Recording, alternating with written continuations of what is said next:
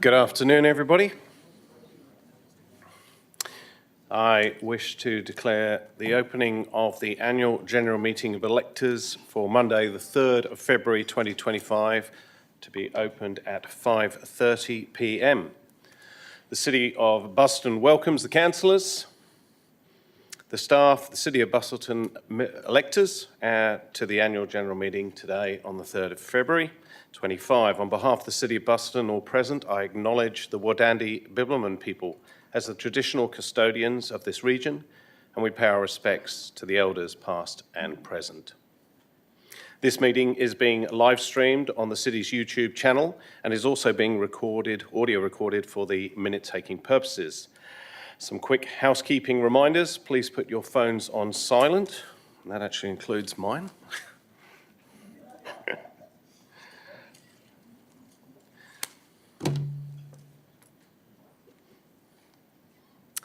If you haven't already. Has everybody had the opportunity to sign in at the front? So if not, please do make sure you are signed in. Toilets, if you're not aware, are located left, heading out towards the stairs and just past there by the elevators. And in case of emergency, we'll follow the staff down and convene in the car park at the back. I'd like to take the opportunity to remind everyone gathered here tonight that the City behaviour protocols apply to this meeting. In particular, we ask that everyone here tonight listens respectfully and throughout the meeting. Use respectful language when addressing elected members, staff or other members of the public, and generally behave in a manner that is respectful and non-confrontational.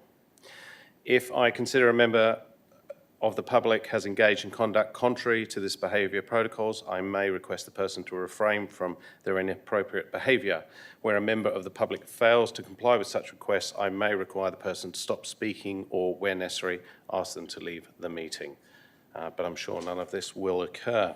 So in attendance, we have around the room with the councillors. If maybe you can just raise your hand as I go around the room. We have Deputy Mayor Councillor Anne Ryan. We have Councillor Jodie Lee. Councillor Val Caig, Councillor Andrew McNeish, Councillor Kate Cox, Councillor Jared Kennedy, and Councillor Richard Beecroft. Councillor Michaela Love is an apology for this evening, and also here tonight we have the CEO, Tony Nottle, well known, Director of Economic and Business Development, Maxine Palmer, Director Infrastructure and Environment, Oliver Darby, Director Community Planning, Gary Barber, and Director of Corporate Strategy and Performance, Sarah Pearson.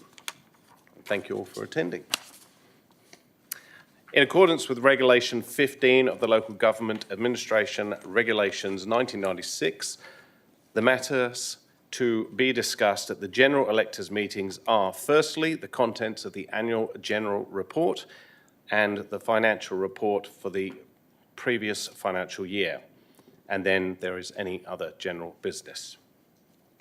I'll start with the confirmation receipts of the minutes. So the next item on this agenda is the endorsement of the minutes from the previous annual general meeting of electors held on the 29th of January 2024. Do I have a mover for this motion?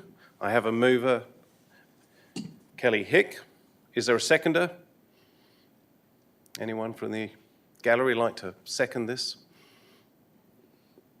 Yes, we have a seconder. My glasses are gone. I'm not sure who that is though, sorry. Brian O'Connor. Oh, Brian O'Connor. Thank you, Brian. So I put the motion that the minutes of the annual general meeting of electors held on the 29th of January 2024 be confirmed as true and correct record. As I stated, the mover is Kelly Hick and seconded by Brian O'Connor. Therefore, I put the motion. All those in favour? All those against? Being none against, the motion has been carried. Thank you. I now move on to the Mayor's presentation.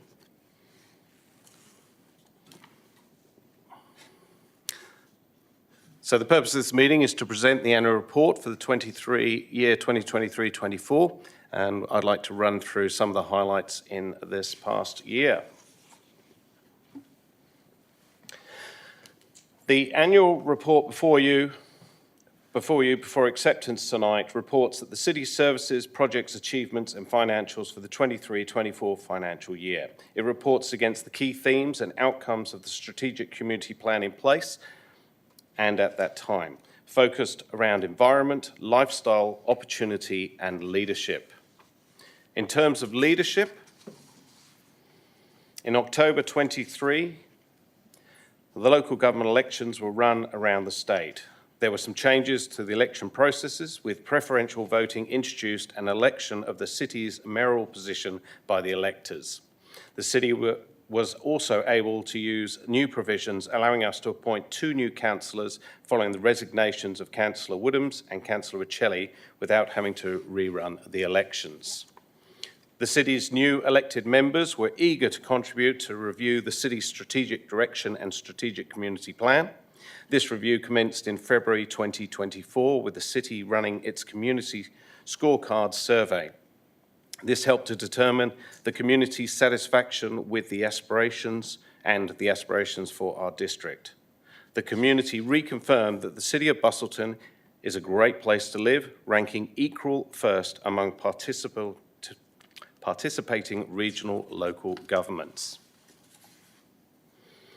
City staff provided a wide variety of services to our growing population, and page 18 and 19 of the annual report provides an overview of some of those key services and statistics, reflecting the desire of people to live and invest here, develop activity, and the demand for services continues to be strong.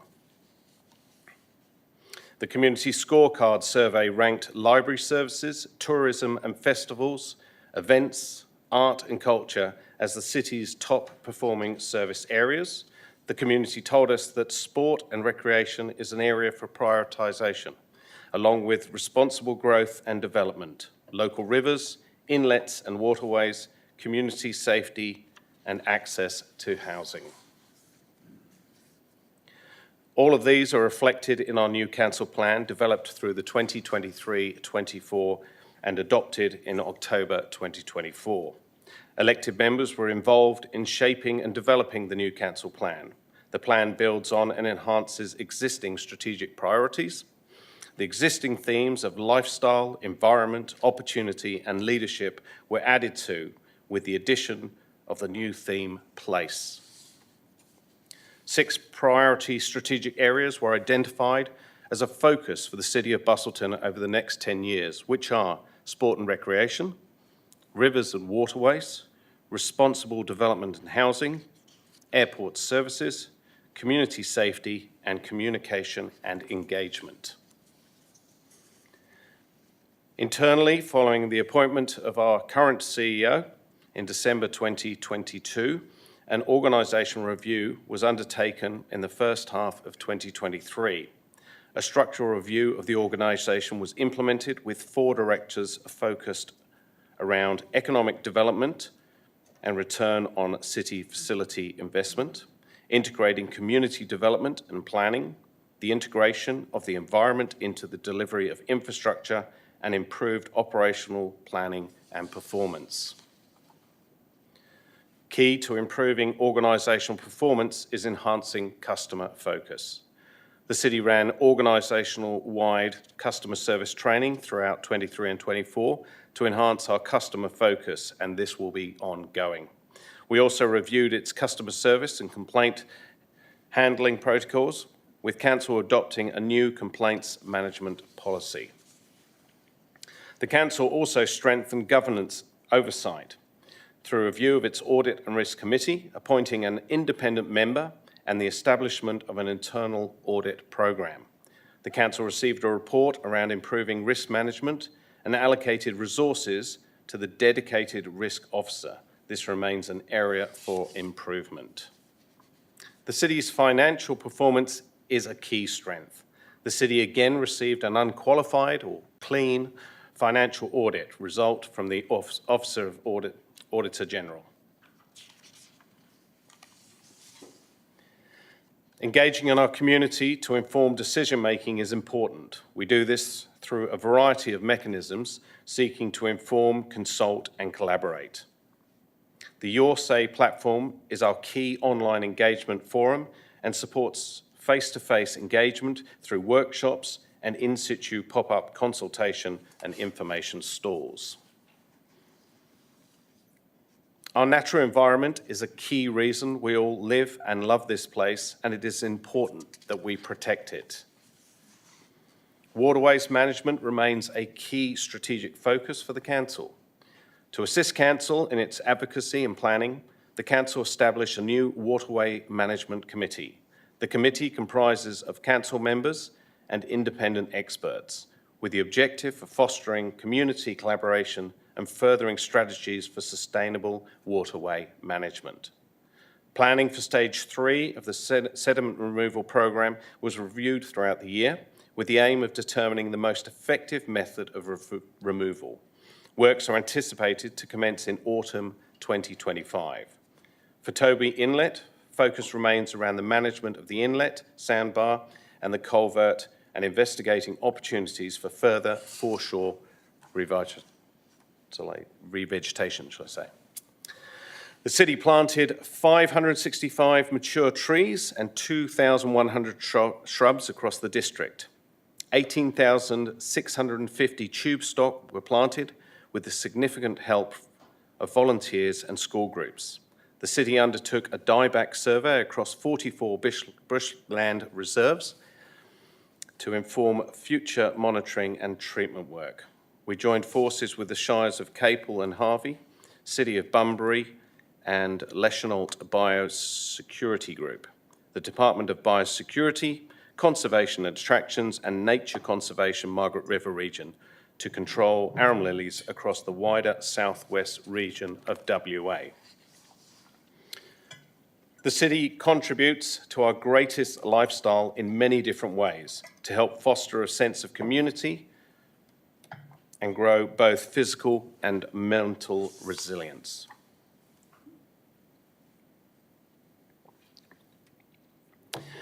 We know enhancing sport and recreation is a priority.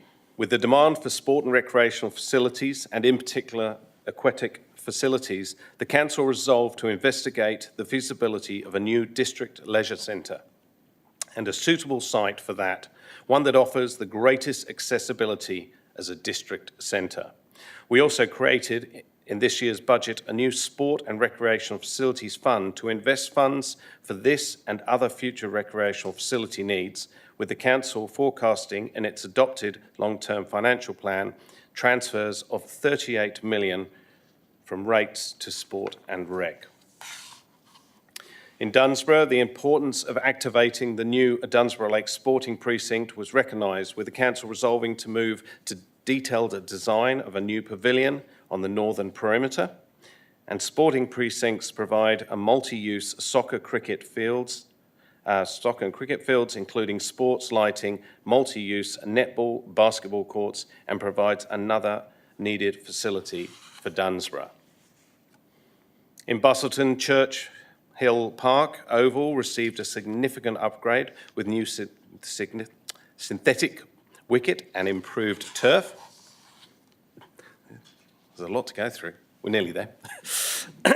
Sport plays an important role in fostering community connection. The city held its inaugural sports awards, honouring local sports achievements and recognising the efforts of clubs, athletes and volunteers in encouraging participation in sports. A key example of the important role sport can play is the Sport for All programme. This initiative, supported by the Inclusion Coach, aims to create opportunities for individuals with disabilities, enhancing community participation in grassroots sports. The city continued to support community groups to provide services that contribute to welcoming and inclusiveness in the community. This includes the provision of $270,000 in funding to community groups through the city's Community Assistance Programme and its You Choose programme, where the community get to decide which initiatives should be funded. We also directly support the development of our youth, with over 13,000 youth attending the YCAB in Busselton and the Break Centre in Dunsborough. During NAIDOC Week, we helped to showcase the talent and culture insights of our youth with an Aboriginal and Torres Strait Islander artwork competition, with the winning entry now being on the city polo shirts. I was just wondering if anyone's wearing one today. And of course, we can't forget about our wonderful partnership with Guide Dogs WA. The city has hosted 4 guide dogs in training so far, directly supporting disability access and inclusion, and our staff, who I know love having the dogs around the office. They keep the morale up, that's for sure. A significant achievement through the year was the completion of the new War Memorial and the Park of Remembrance in Busselton. The memorial and park was completed in time for the Anzac Day service, which was attended by thousands of people. The historical centre path at Victoria Square, combined with the new memorial, provides for reflection for those who have served our country. The construction of the Saltwater Performing Arts Centre in the Cultural Precinct has continued and is now almost 80% complete. We've received a large number of inquiries to book the venue in anticipation of its opening. A safe community is a key lifestyle outcome. Front of mind, especially this time of year, is the risk posed by bushfire. A clear and simple bushfire notice that assists property owners to manage bushfire risk is so important. Through the year, the city's rangers and emergency services teams undertook a significant review of the bushfire notice, undertaking extensive consultation with the community and stakeholders. Speaking of bushfire, the city honoured the extraordinary achievements of the volunteer firefighters and the unwavering dedication and heroic efforts of the city's volunteer bushfire brigades, highlighting their crucial role in safeguarding the community. And some got a 59 years worth of service and a number of 45, so we had a great ceremony for those guys. The maintenance and upgrade of our infrastructure is a core function of the city. More than $12 million was spent on the upgrade and renewal of roads, footpaths, cycle paths, drainage and parks and ovals.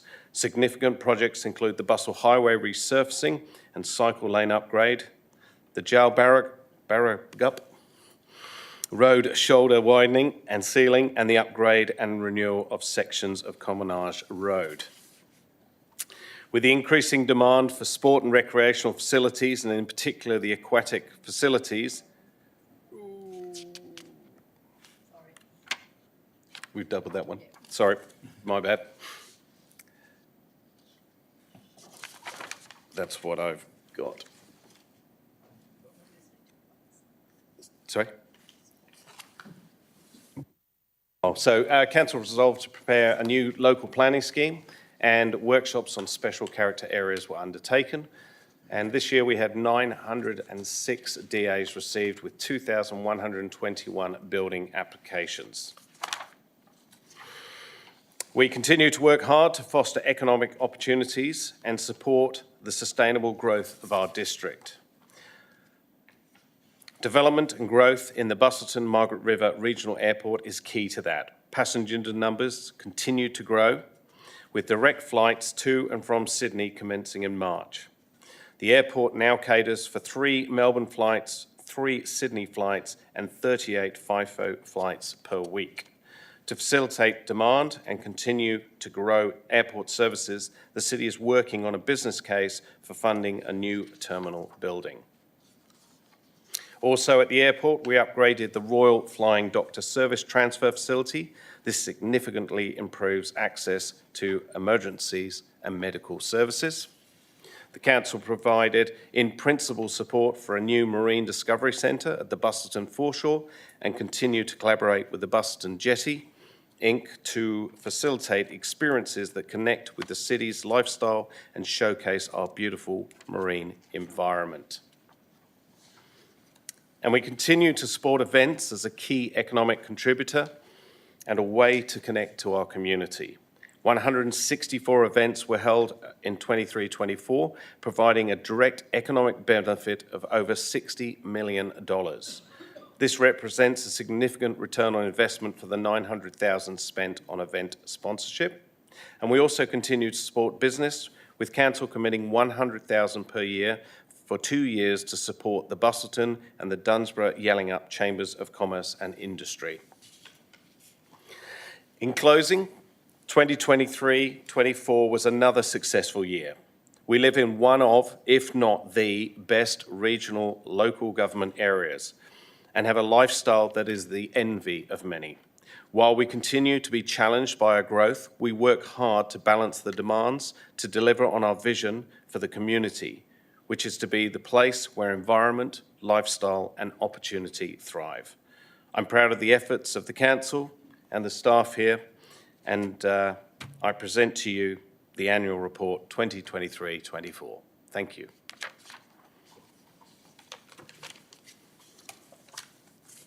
Did we get a round of applause? No.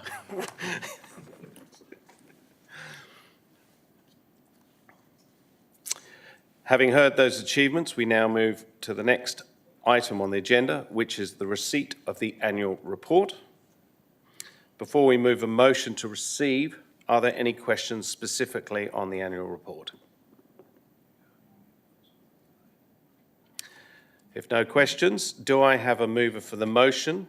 Sorry. When you were talking about sponsorship paid out, 984,358, that is a full stop. It's got a K on the end of it there, which says there's another 3 zeros on the end. I'm just clarifying. Should be a full stop. Should be a full stop. No further questions? We have a question?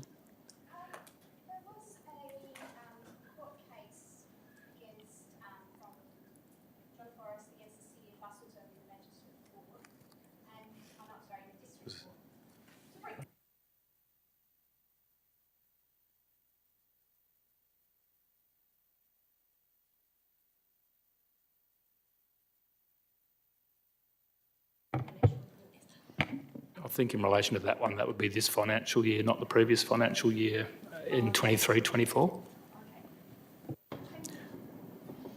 Any further questions? Do I have a mover for the motion that the City of Busselton 2023-2024 annual report, including the 2023-2024 financial report, be received by the electors? Do I have a mover? Moved, Victoria Ewan. Do I have a seconder? Seconded, sorry, if you can, your name, sorry. Me, Ivan Sandlin. Sorry? Ivan Sandlin. Ivan Sandlin, sorry, I'm really struggling with a bright light behind, I'm struggling to see. Thank you. All those in favour? Any opposition? Being no opposition, motion is carried. We now move on to general business. We have received some pre-registered questions which were received by the City prior to the meeting, and I'll invite those electors to come forward to the lectern and state your name and suburb and ask your question. And the first question is from Brian O'Connor. Thank you, Brian.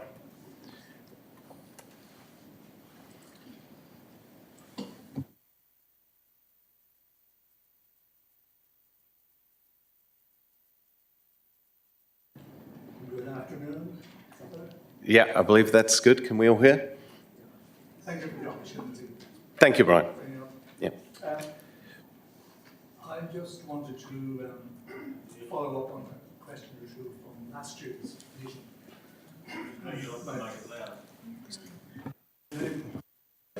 Yeah, no, we're just struggling with this microphone at the moment. 2 seconds.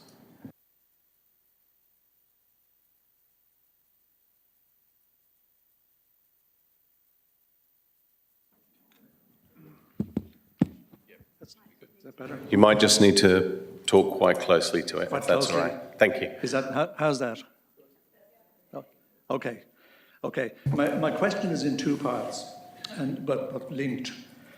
The first part is, could you tell us, please, what progress has been made in developing a contract management framework as recommended some time ago by the auditors?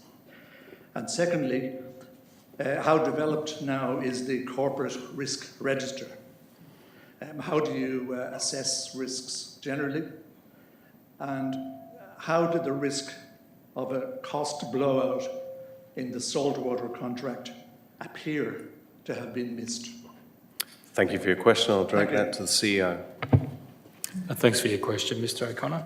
AMD, since that last question, we're engaged by the city to complete the city's Reg 17 and Financial Management Services review.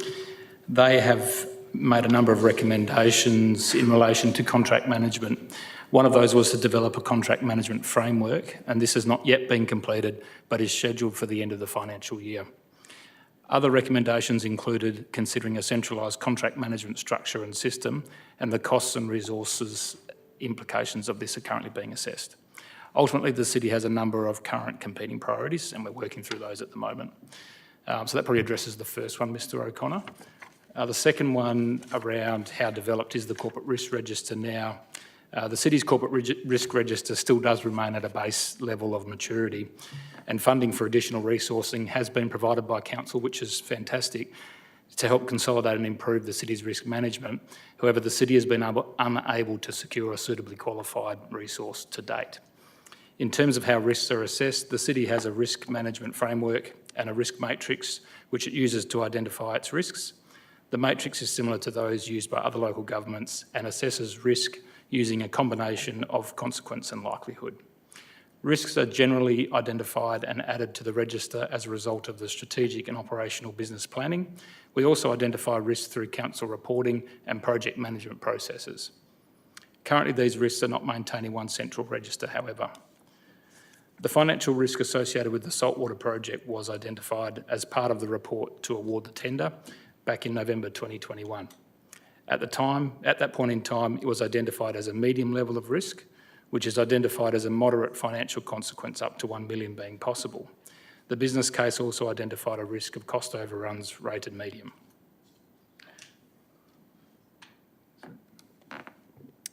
Thank you, Mr. CEO. Keith, Mr. Sims?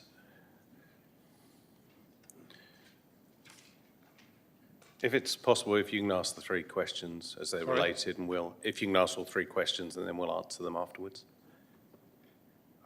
I missed what you were saying. Sorry, can you, if possible, can you just ask the three questions together and we have an answer? Yep, okay, Thank you. no worries. Keith Sims of Busselton. So this is three questions all around the same point to do with saltwater. So the CEO response from a previous question regarding the saltwater floor and the extra 7 million contingency, quote, when the construction contract was entered into, the city accepted a cost-saving proposal by Broad, replacing the original auditorium floor surface with a less expensive alternative. After construction commenced, when Broad's cost-saving proposal was integrated into the construction drawings, it appeared that the system proposed by Broad was not suitable. The city's architects developed a solution which ultimately costed more than the proposed by Broad. Given the above, there is no basis for holding the architects accountable for the additional costs. End of quote. So my question is, if the Broad proposal was not suitable, why is the city paying instead of Broad for Broad's own unsuitable recommendation, which has increased the now 38 million tender price by $7 million? There is a basis for Broad paying instead of the city and ratepayers. So do you want me to read the other two? Yes, if you wish to, yeah. What else is the 7 million extra being spent on if it's not all on the floor surface? Third question, are there other elements of Broad's cost-cutting elements for the $38 million budget contract are not suitable? Thank you for your question.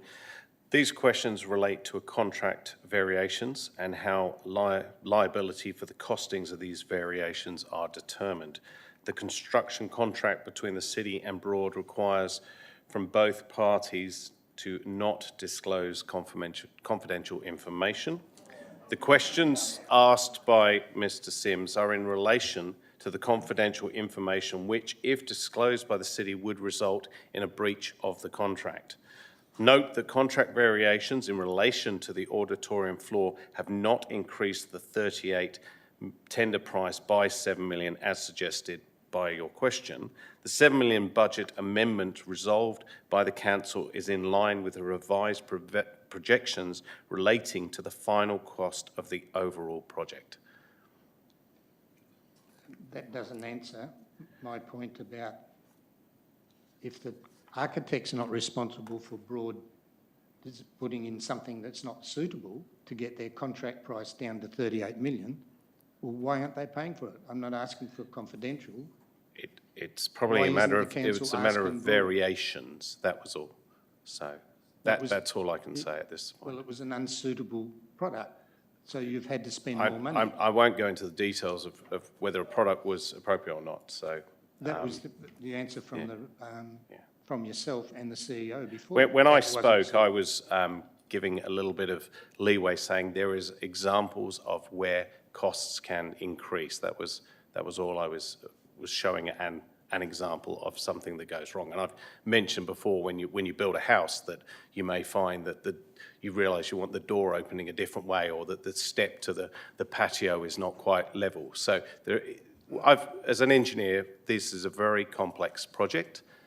There are some variations that will occur, but I cannot go into any further details. And as I said, there'll be full disclosure of everything once the project is finished.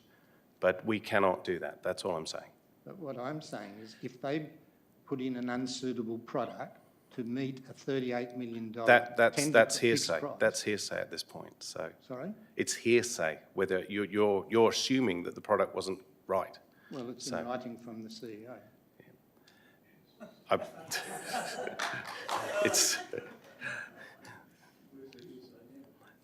So you're obviously not going to answer the question. Mr Sims, if I could probably add to that too, out of that 7 million, part of your question also talked about other things that it was related to. What I can say is obviously some of that includes professional fees over the time that it takes to continue to manage the contract as well. So that does include some of those costs within that 7 million.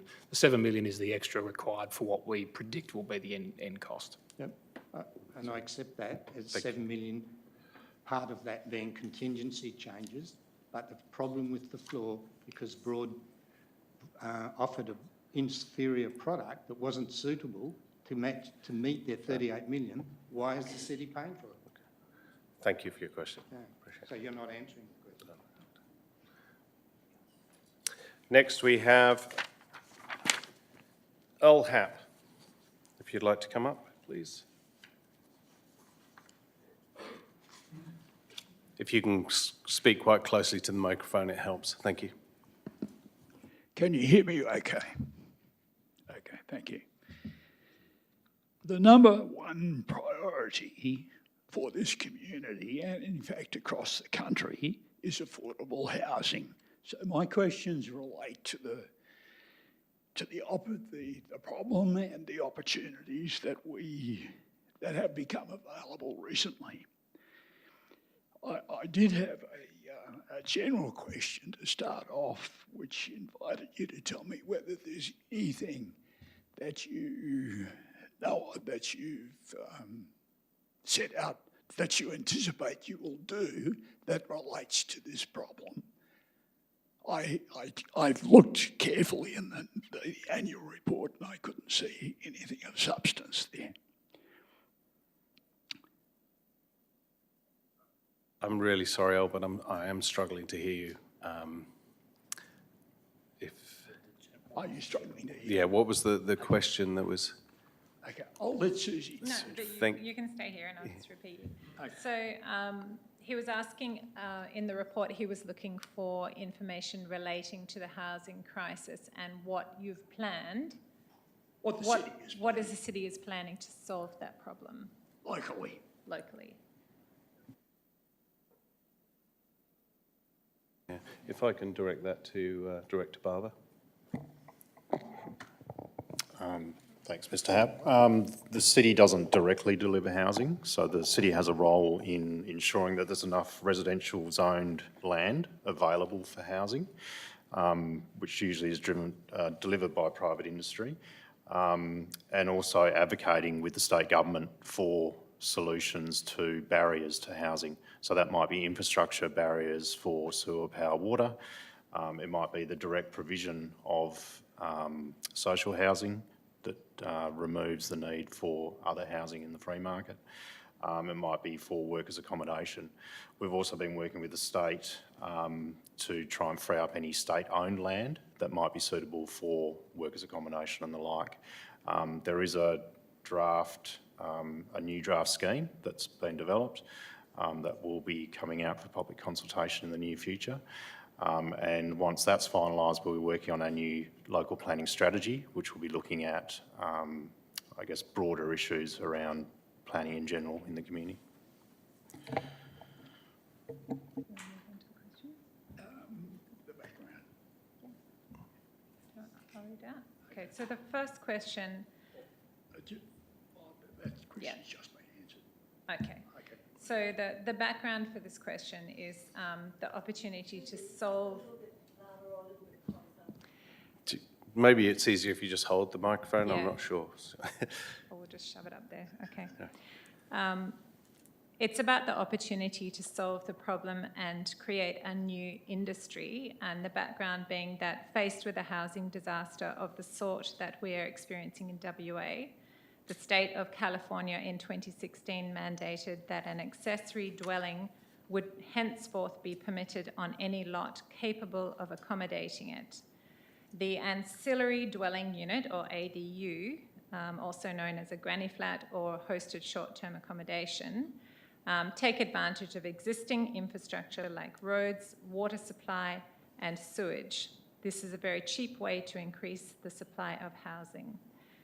An ADU is an affordable home manufactured under a roof and transported to site that employs less skilled labour in a safer workplace with all the advantages that can accrue from mass production and repetition as in the car industry.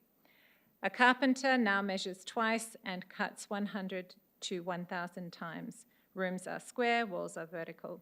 The ADU industry has grown fast. 1,100 permits were issued in 2016. By 2022, 23,000 permits were issued. This is expected to double in 2025. So here we're still talking about the example in California. In just 8 years, the output is 42 times larger. Currently, 1 in 7 installations in California is an ADU. With innovative design, material selection, and improved affordability, ADUs are increasingly being chosen as the primary residence. The Californian industry is providing ADUs in states yet to open the floodgates for secondary dwellings. Every state in Australia has adopted this approach to increase the supply of affordable homes. Prefabricated housing currently accounts for a tiny fraction of houses permitted in WA. In Germany, it's 10%, Japan 15%, and in Scandinavia 25%. From April 2024, ancillary dwellings are a P, or permitted use on any location that can accommodate a dwelling. It's in Western Australia. Yep. The dwelling can be up to 70 square metres in area. Furthermore, it appears that hosted short-term accommodation will be exempt from the bushfire regulations. With a perimeter of about 500 miles related to the influence of transport costs, Busselton is ideally located to service the populated areas of the state. So is Bunbury and many towns between Northam and Albany. Bear in mind that the average house in the UK is 60 square metres and that the flood of 3x2 houses produced in USA and Australia after World War II were about 70 square metres in area. So these are the sorts of houses that are not being produced these days. Houses that we see in subdivisions at this time are double that size and consequently not affordable for half the population. So the questions related to this information is, will Local Planning Scheme 22 dictate that ADUs that could be designed as hosted short-term accommodation must be within 10 metres of a primary residence? I'll direct the questions to Director Barber. Thanks, Mr Mayor. The draft LPS 22 doesn't include the 10-metre designation, which is in the current scheme. You said it doesn't? Okay. Will planners insist that aspects of the installation be subject to planning approval despite the statewide exemption? Happy to continue, Mr Mayor? Just continue to answer them? Yeah. Thanks. Sorry, if you can just direct all your questions. We're just being asked, could you maybe hold the microphone because we're struggling to hear the recording? Sorry. Sorry, so the exemption you referred to is for residential zone where it's not bushfire prone. So the regulations require that any development within a bushfire prone area, which is designated by the state, requires a development application. You got that? Yep.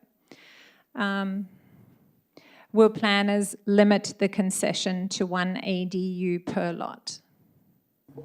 Yes, the state residential design codes and the scheme only allows one ancillary dwelling per lot, so it's limited by regulation. Will ADUs be subject to the bushfire regulations in Busselton? If this is so, given the need for shade and shelter from the wind, can asset protection zones be located at a distance from homes? So as I said before, yes, the regulations require that DAs are taken for ancillary developments if they're in a bushfire prone zone. In terms of asset protection zones, they're calculated under the Australian standard. So it's a requirement when you do your BAL ratings for an application to be considered. Can exemptions to the bushfire regulations apply when the home and area in its vicinity can be flooded with water and the performance principle be thereby achieved? There's no exemptions per se under the regulations. There are performance solutions for bushfire design, but it still has to be considered as part of the dwelling design.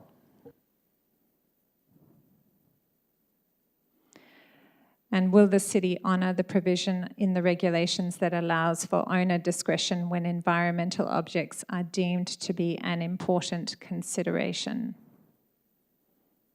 I'm not aware of any owner discretion for environmental objectives within the regulations.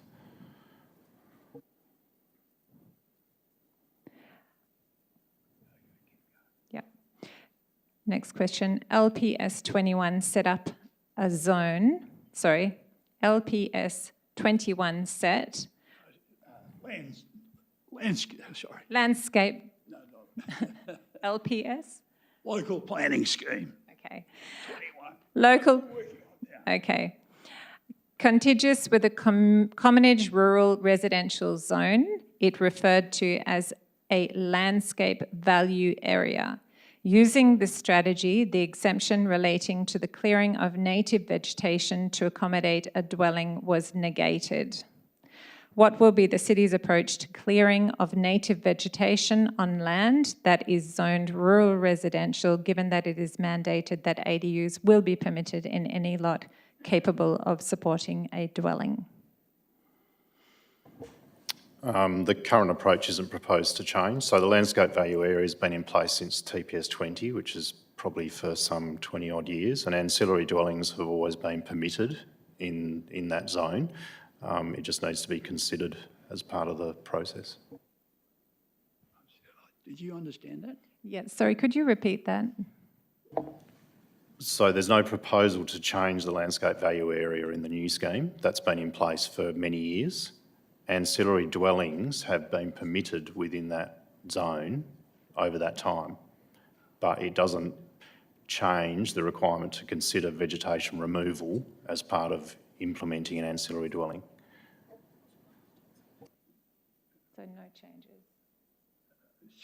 So the statewide exemption that relates to clearing for the provision of a dwelling will be denied. Is that the point? I'm not aware of a statewide exemption for clearing of vegetation. There are 7 exemptions, one of which relates to the building, making of a building, location of a building. In a residential zone, possibly? Anywhere where you've got native vegetation, you're allowed to clear it. I mean, a farmer can clear it to get firewood. He can clear it to make a road in certain circumstances. He can clear it for, if he's using the timber to create furniture. And there is a similar exemption that allows people to build a house, first of all by removing the bush and logically to create the necessary asset protection zone as well. If a development application is required and the development application is approved, then there wouldn't be a requirement for a further clearing permit, if that's the question. Yes, it's a question of whether if you declare a landscape protection zone or a landscape value zone and you simply say that you can't remove a tree, then the whole project it becomes impossible. And this was the practice in my case. You couldn't remove a tree, so the exemption was deemed, was negated. If an approval is required and native vegetation is required to be removed in an area that requires protection, it would need to go through an environmental study to demonstrate the suitability of that location for the dwelling, especially if there's other cleared areas on the property that might be more suitable. I won't labour the point anymore. I'm sorry, I won't labour the point anymore. Will the city facilitate the provision of multiple ADUs on rural land? What conditions will apply? No, we wouldn't consider multiple ancillary dwellings, as that would be contrary to the regulations, the R codes. We have, however, in the draft LPS 22 included a definition for workforce accommodation, which may serve that purpose if it's directly related to workforce for a rural property. In terms of conditions, I couldn't answer that. It's subject to a development application and would have to go through an assessment process. What will be the city's approach to permitting the use of houses on wheels for accommodation on rural land for periods shorter and longer than 3 months? And will the city insist on applying the bushfire regulations to ensure that dwellings of this nature cannot be located under the shade of a tree? Houses on wheels require approval under the caravan and camping ground regulations. Only one house on wheels is possible per property and would be subject to some locational requirements, mainly relating to servicing and the avoidance of clearing of vegetation.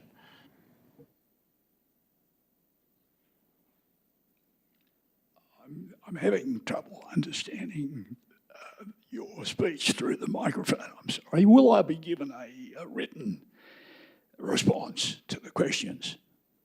We can provide written response to these questions. So. Thank you.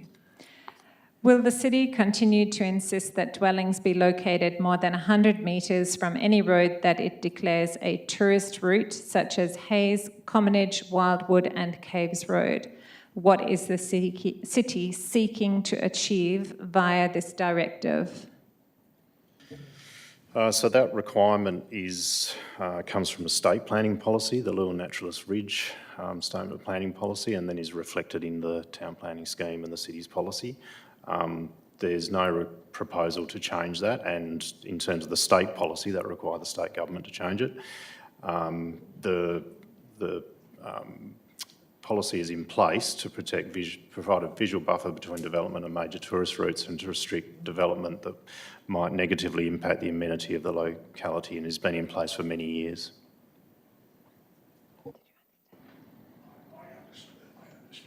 Yeah, okay. Is the city sympathetic? I don't agree with it, but I understand.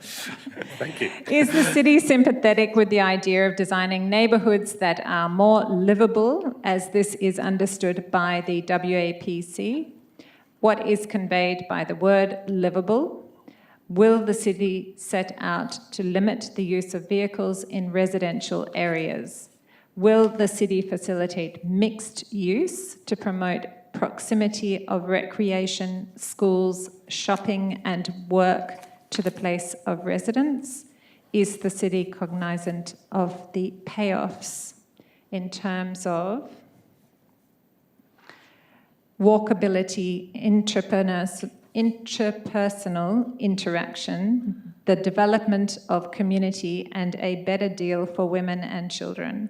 When and where will the city act to meet these objectives, given that it will require the development of a new neighbourhood from scratch, large enough to be viable, sufficiently compressed to be efficient, and sufficiently distant to avoid competition from the CBD? So the state planning framework includes a number of policy positions, and one of those is livable neighbourhoods, which is a policy that's applied to all large structure planning proposals. So an example might be the vast Newtown development. When that was developed, it was required to comply with the livable neighbourhoods framework, which does include where is appropriate for density, local centres, walkability, etc., and some of those things you mentioned. We would continue to implement that with any new proposals, and then going forward with our new local planning strategy, when that's developed, we'll be certainly keeping that in mind in terms of where some of these high amenity areas are and where density is appropriate, etc. I think you're missing the point of the livable neighbourhoods design, but thank you for the answer. Thank you, Mr. Happ. Appreciate that. Our next question is from Stuart Anderson. Yeah, if you could hold the microphone, if that's okay, Stuart. Or keep it close to you, yeah. Thank you. Can you hear me? Can everyone hear me? Stuart Anderson, Busselton. I'm not sure which question because I asked 3 questions. My first question, I guess, is in regard to the council looking at, can they look at perhaps getting a railway line and a railway station put back? The reason I'm asking that is because the coach service to Perth is horrific. It takes 4 hours to 5 hours to get to Perth by coach. They stop at all places like Capel, Bunbury, Rockingham, Mandurah before they get to Perth. There's no coach or bus service to the Australind. Having my own limousine hire service, I know tourists like to land in Perth, spend 3 or 4 days in there, and then catch a train down to Busselton. So I'm asking, I think the original plan was to a 10-year plan for the railway line and the station to be put back.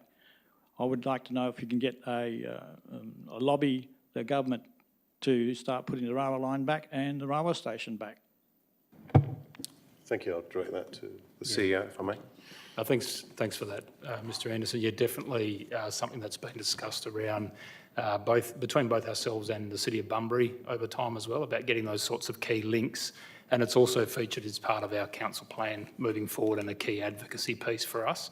So certainly there's been some opportunities for us to look at some sort of work about getting a line down to Busselton at some stage.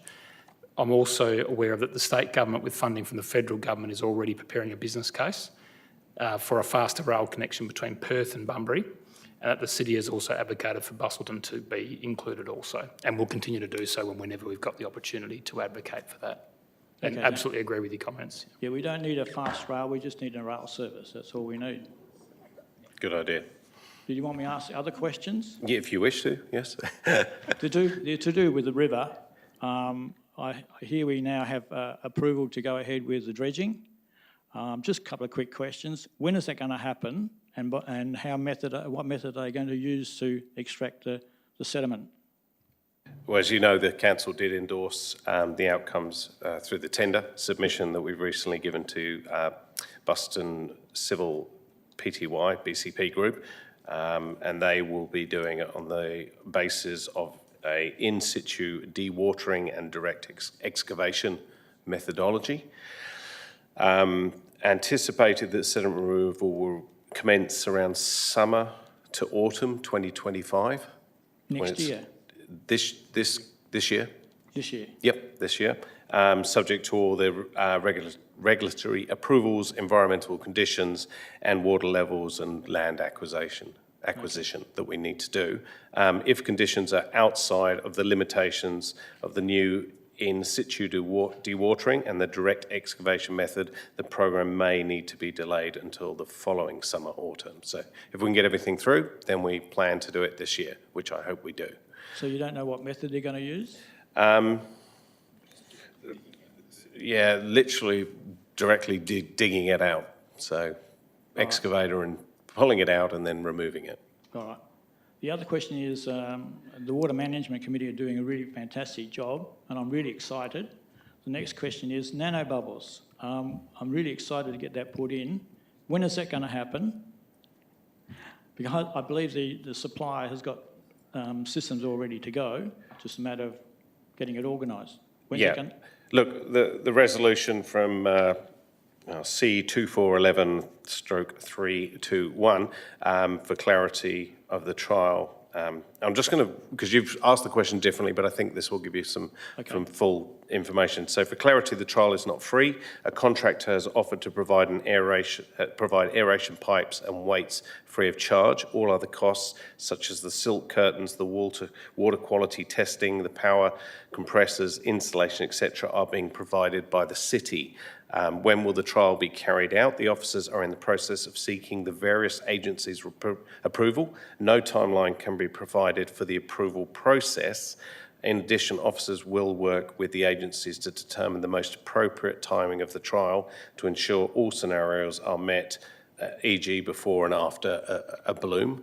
And so if there was going to be the question, why is there a delay? I was going to say there isn't a delay. The city is progressing subject to the approvals. So you're talking about working with DEWA?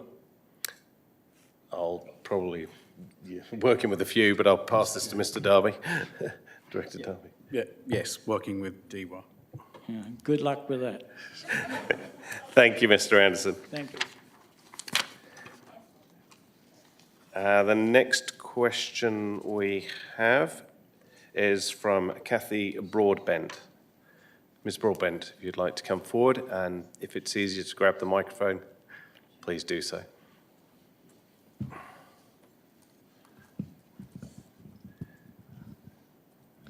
Thank you for allowing to raise my question tonight. At Christmas time, at Kathy Broadbent, Switchback Parade, West Busselton. At Christmas time, we had quite an unfortunate incident with a kangaroo hopping down our street. We had about 20 kids with new scooters and bikes and skateboards up and down the street as well. Couldn't get anyone from the council to deal with the issue. I've lodged a complaint about that. My question is, at the end of Switchback Parade, which is a cul-de-sac and a dead end, is a farming land of some sort which has New River going through it. I'm asking, could the council please investigate whether a swing gate could be put in at the end of Switchback Parade so that when we have these kangaroos hopping down the street, which is a regular occurrence, I believe, then the animal has somewhere to get out. Having a kangaroo sitting on your front veranda or your driveway is not very comforting, and it certainly is a real risk with the number of small children that we have playing in the street. New River Ramble, which runs around the old Broadwater Farm estate, has a couple of swing gates in it so they can get in and out, and so does the golf course. But we don't have one down at the end of Switchback Parade. The gates have a lock and chain on them. So I don't know if it is a council issue. I've been told that it is. So I'm just asking the council to investigate whether they can put one of those swing gates in so that our children have an element of safety. Thank you. Thank you, Ms. Broadbent. Yes, look, officers will investigate the potential of an establishment for constructing a swing gate in the Switchback Parade, but we do need to note that the existing fences are privately owned and also the access is private to private property, but we will do an investigation into that. Thank you. Having received no further pre-registered questions or bookings, we now open up to other general business from the floor. Are there any electors who would like to ask a question of the City of Council? We have a question. If you could come forward and state your name and where you're from, thank you. Neil Delroy from West Busselton. Following Keith Sims's questions, I mean, surely a forum like this is for transparency. And on this saltwater building, we were told it was a $38 million fixed price contract.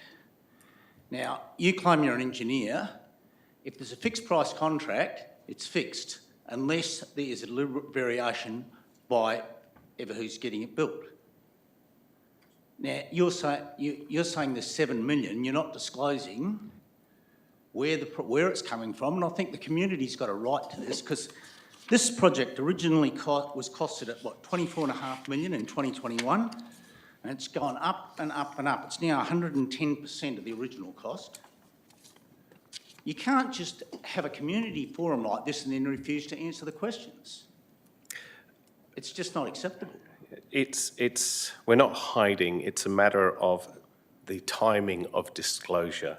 I can assure you that there will be full disclosure when the project is complete, but I have to... Sorry, I do have to reiterate, there is a current contract in place, which is, in essence, it's just a... What's the word I'm looking for? Yeah. I'll pass to Mr. Darby, maybe. We're just, yeah.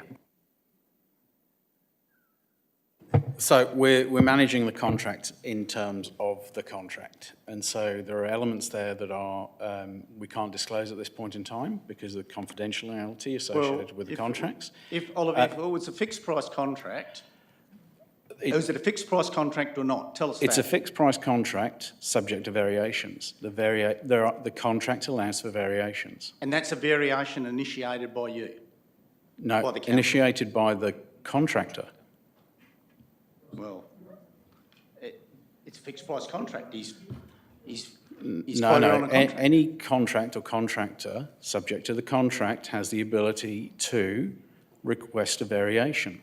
Subject to it being awarded or not, they have to put in the appropriate argument. Well, but there can be latent conditions, there can be a whole bunch of different things that allow a contract. So you're telling me the architects didn't get it right? Is that what you're trying to tell me? Not necessarily. Or the engineers didn't get it right? Not necessarily. There are lots of different elements within this contract that allows the opportunity for a variation to be just on that, all I can requested. see is from the community's point of view, there's no accountability. And no one's getting any accountability, and everyone's talking about it. Okay. So, one other question, just sort of going on this. Does the council, what I'd like to see with councillors and the key executives, what are their qualifications and can they be verified? So is the council willing Well, to the do councillors, that? the councillors are elected for on what they say they do, and what the I'm qualifications assuming. are. And with regards to the staffing issues, I cannot make comment. That is the CEO's area. So what about with the councillors? If people claim to be whatever, I mean, is that stuff verifiable? Who they are? I mean, basically what I'm getting at, if you've got a board of directors, right, you know what the qualifications are. It's divulged and you can check it, etc. But there doesn't seem to be that within the council. I think, Mr. Delroy, can I just clarify? So your question was around the qualifications of the individuals on the building site, is that what? No. It's separate. Of the moved elected on from that. members. It's just in regard to, you've got elected councillors, right? Sorry. And I think we've got a right to know, or what I'd like to know is what their qualifications are and also whether that's been verified. And I think, that's sort of standard practice in most boards. Okay. It's probably not one that I can answer about whether we're verifying people's... Chair, I mean...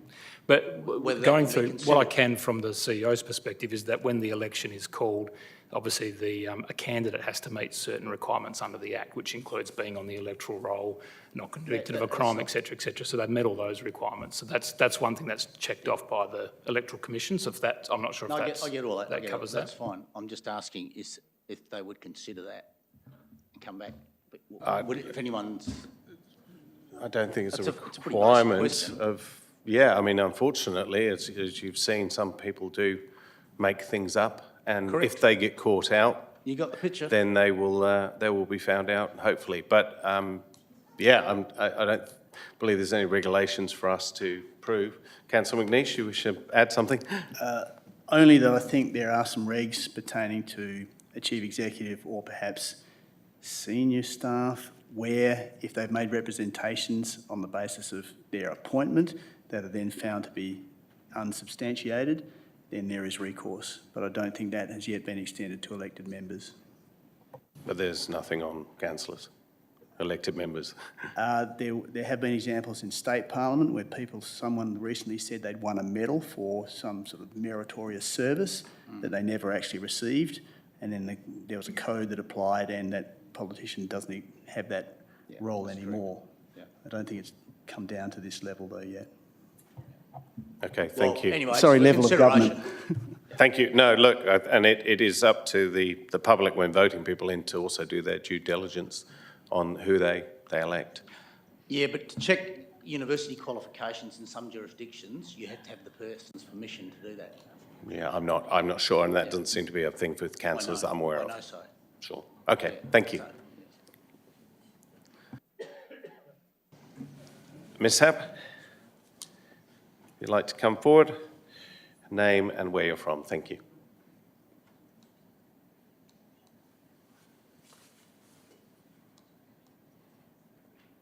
Rosalind Happ from Happ's Winery. I think we need to take the bushfire issue a lot more seriously than we have been. And I have written to you guys and asked some questions.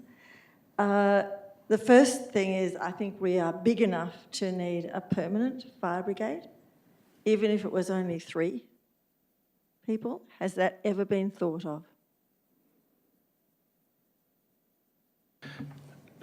I think it's something we would definitely be advocating for, to have a full-time fire brigade here. And I personally take it very, very seriously, as Good. you're aware. And myself in the fire brigade, or the bush fire brigade as well. Yes, I take this absolutely seriously, and I've never dropped down on it. So it's very important to us, and we will continue to advocate for that. That's excellent news. The sooner the better. I mean, Bunbury's had one for a long time. We're a city now. And much and all as the volunteers are terrific, they can't keep up with the amount of work that's necessary. It's not being done. We can see it's not being done.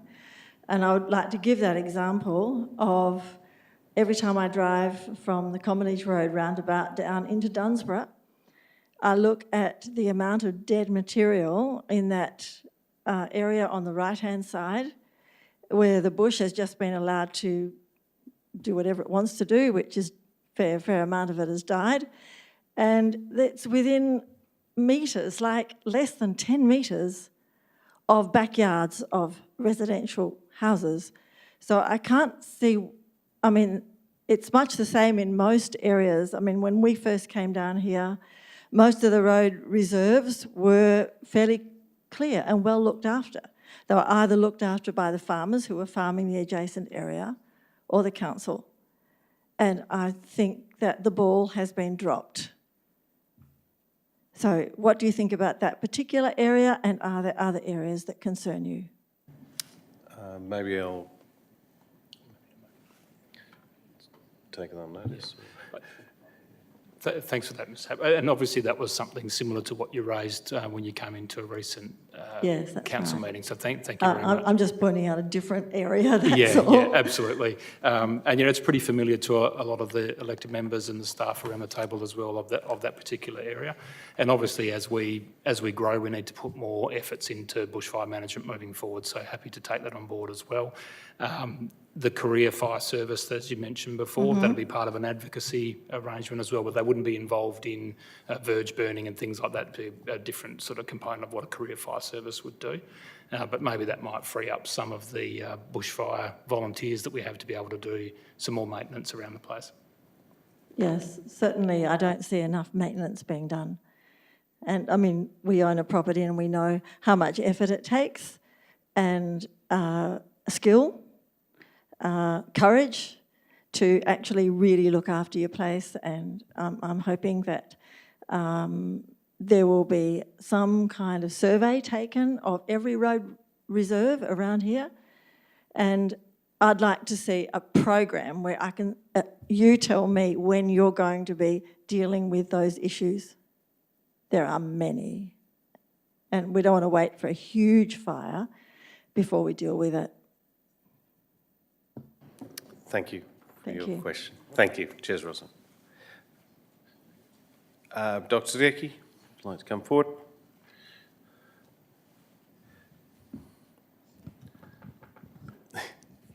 Andrew Dickey from Busselton. I have 3 very short questions.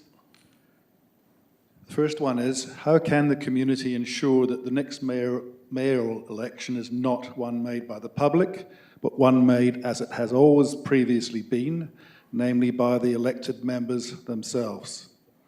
Would this important and needed reversion be assisted by a resolution at this meeting or at the next ordinary council meeting next week? Mr. CEO. Thank you. Thanks, Dr. Dickey. The current position is that it can't be. It's enshrined in legislation during the recent changes to the Act. So at the moment we are a Band 1 council.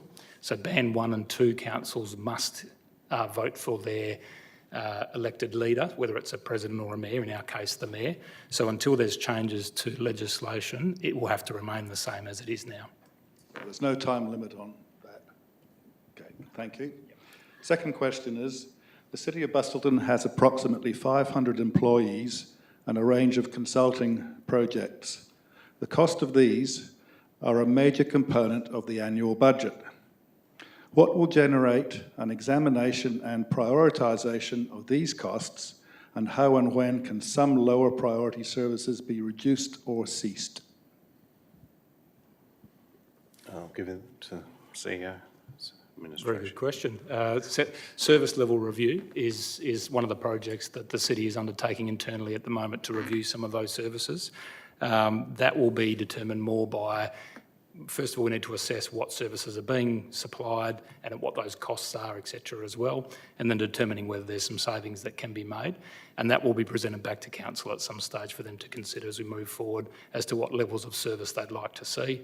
So, for example, down at the foreshore, you can tell that that's quite a high service level, and yet maybe some of the more localised parks and areas around there are a lower level, but are they at a level that the community expect that they might want more? Generally, we find that we get the request for a higher level of service almost everywhere. So the challenge is for the council to be able to work out where they do allocate those resources where they can. So the review is currently underway. That'll come back to council at some stage for them to consider. Pleased to hear it's underway and it's going to be coming back to council. That's perfect. The third and last question is, what accountability measures have been taken after the community discovered that the new town planning scheme was not policy neutral, as it was portrayed by the staff who did not want that revealed prior to advertising it? I think if I can answer, I do feel it was fairly policy neutral, but the changes that the council have made is there is now an internal workshop that the councillors will be attending with key staff to be able to inform the new town planning scheme moving forward before we request the minister permission to advertise. Thank you. Are there any other questions? Ms. Walsh?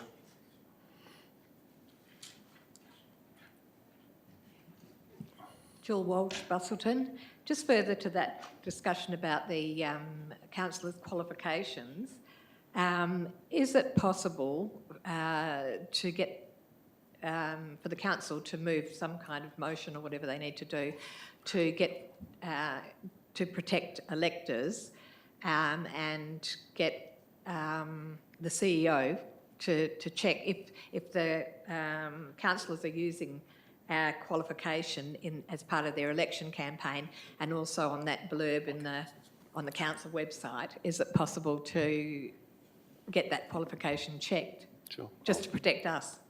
Yeah, I think, and bearing in mind that elected members are around the table, so there's no requirement in the Act at all for a council to have a specific qualification along those lines. Yeah, but can you make that just the City of Busselton well, thing? So if there was a us? decision of the council for them to produce certain qualifications, there'd be nothing binding on the individual to have to provide that. But we're voting them in thinking that they've got these qualifications, but nobody checks them. So they're using it in local government websites and blurb and sometimes annual reports or whatever, but You know, is there any way that we can get the City of Busselton to check those qualifications?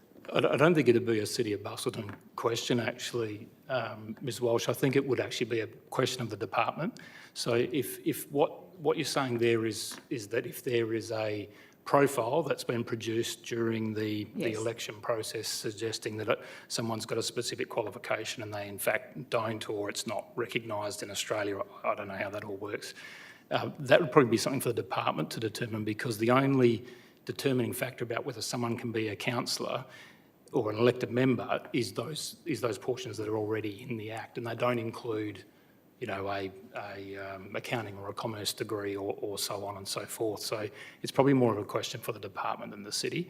I don't think there's anything that could really compel an elected member to actually prove every qualification that they've stated, although I appreciate that would be something the public would like to see. Okay, thank you. That's interesting. Cheers. Could I ask a question on that, please? Could the council not move a motion and resolve to bring in a policy? Yeah, look, while the council certainly could bring in a policy, I don't believe that would have any enforceability because the Act would prevail and the Act doesn't require those candidate qualifications. So, I mean, we can certainly raise this matter with the department and just seek some further guidance on that, but I think it wouldn't be enforceable. But if it's not in the Act, then it's silent. We've got a lot of legislation that's silent, so... I think that would be fettering the rights of people to run for local government, and I think that would be anti the objectives of the Act. So we'd need to check that, but I don't believe it would be able to be enforced. If it was if it was put in the code of conduct, there'd be an obligation to not make any misrepresentative statements. Code of conduct is in relation to behaviour once you are either a candidate already or an elected member, but not about what qualifications you must. Well, behaviour is making obligations. They're not asking about holding qualifications, they're asking about proving that what you say you've got. So it's not about, well, you must have this. So why don't these people who are elected just go, right, I've said I've got this and here's my certificate, that's it, job done. Perhaps they may want to, but that would be an individual's decision to make. But it's probably not one for a decision for the council. That's unenforceable. So you guys all sat here who are elected. Does anyone get anything to hide? Does anyone? I will ask you to come to the lecture and ask a question if you wish. So.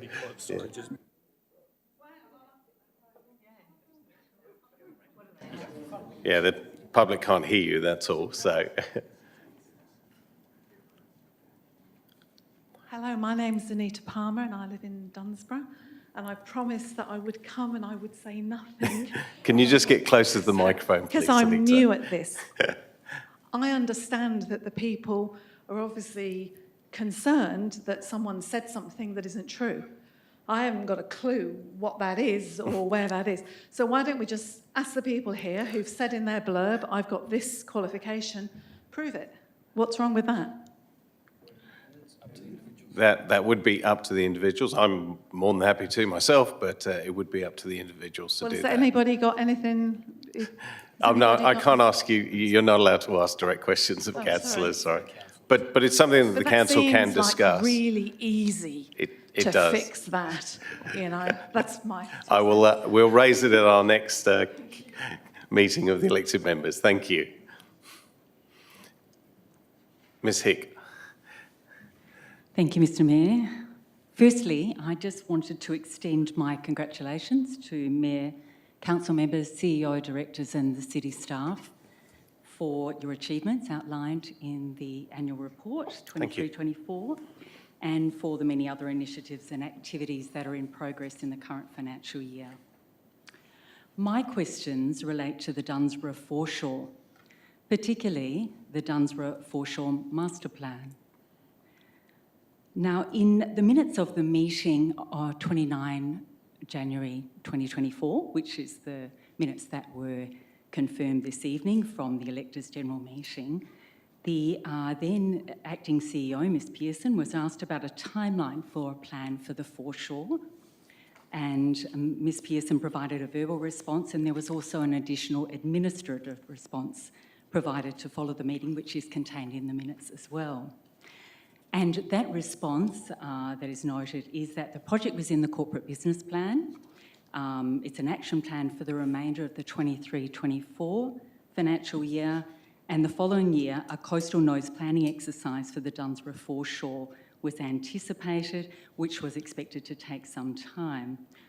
I'll just quickly note that the city has an action, I understand, as an administrative thing within the corporate business plan to prepare the master plan for the further development of the Dunsborough foreshore, scheduled to commence in the current financial year, with that being 23-24, and conclude in the 24-25 financial year. My question to you, Mr Mayor, is understanding there was to be a scoping exercise, etc., that was to be carried out in 2024. Are you able to give me an update in the forum here tonight of the progress of both the scoping exercise and the master plan for the further development of the Dunsborough foreshore? Thank you, Ms Hick, for your question. I'll direct that to Director Palmer. Thank you. So the city has developed a draft scope of works and commenced initial consultation, most recently with the Dunsborough District Progress Association on that scope of works, as we want stakeholders within the community to actually inform the scope of works so that we understand what the community is looking for in that master plan. It's still on track to be unlikely to be completed by the end of this financial year, but certainly we're progressing the project, starting with the initial consultation. Thank you, Ms Palmer. So if it's not on track to be completed by this financial year, and I appreciate the comments you've made there, do you have, you know, these projects, I understand, have a level of complexity and obviously consultation involved, but when can we expect this? Because as the previous speaker last year, who stood before you from the DDPA, mentioned, you know, we've been undertaking these discussions and potential planning for a number of years now. Do you have, or are you able to provide any ballpark figure in terms of moving into the next financial year? Yeah, there's money on budget this financial year to employ the relevant consultancies required to formulate the master plan for the foreshore. We have already initiated a traffic study as part of that foreshore piece of work. And it's important we get the scope right to quantify the cost to produce a master plan that meets the needs of the community. Great, thank you.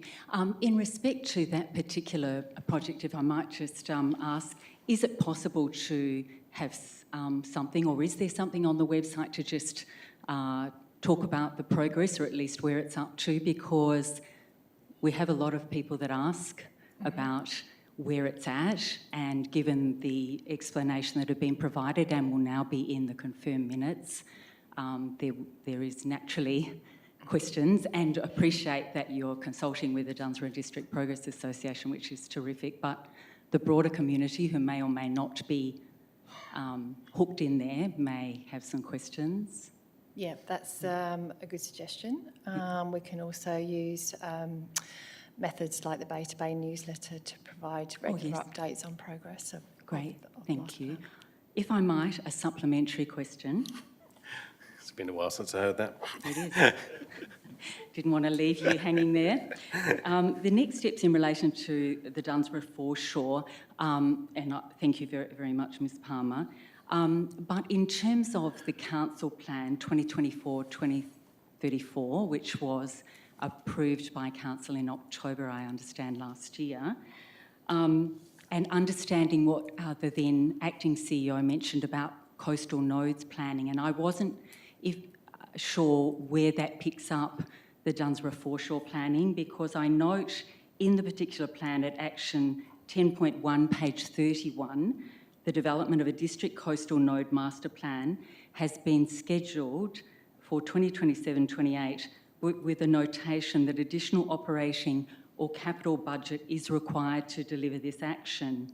Question, is any further action which arises from a master plan, and we know that's a master plan that needs to be funded, given it's not caught, or as I understand in the council plan, what is the subject of secured or future resourcing for the master plan anticipated to be, since we're looking at a fair horizon out from this current financial year? Well, part of the master plan will develop a costed implementation plan, and there might be costs associated with implementation, or there might not be. There could be policy positions. For example, our commercial hire site policy is currently under review. That will inform master planning of Dunsborough Foreshore as well. So until the plan is developed, don't really know what costs will be incurred or how much they will be to be prioritised in future budgets to be implemented if there is a cost associated with achieving them. Which I understand there would be. And then is it possible to give any comfort to the community that given it's not caught in the new place aspect of the council plan, it would be considered as part of an ongoing or existing plan, therefore it will continue out? Is that the status of that particular master plan? Sorry, I might just jump in there. So with referring to the council plan around Objective 10 from what I see, so obviously the funding that we're looking for will be a bit further back in the plan. So that's around 27, 28. So I think once the initial works are done, we'd also be looking at applying more funds to help continue that and move forward from there. It may impact on any planning work that gets done in the meantime as well through the planning team. But certainly at the back end of the plan, 27, 28, there's some allocation of funds there. Yep. Thank you, Mr. CEO. So that master plan will be captured within the all of district coastal nodes planning. Thank you for your time tonight. Thank you for your questions. Someone at the back up there? I don't know whoever put their hand up. I can't see someone in the back row. Thank you. Oh, the lady. Oh, the lady in the yellow can be next. That's all right.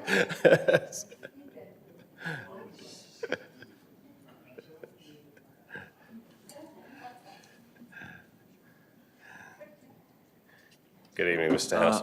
Mayor, councillors, staff. This is really a bit of an extension of an earlier discussion, but one of the great privileges we have in Australia is that we have, at all levels of government, a system of representative democracy. And it's been fairly alarming to me to note over recent years the erosion of some of that in all levels of government.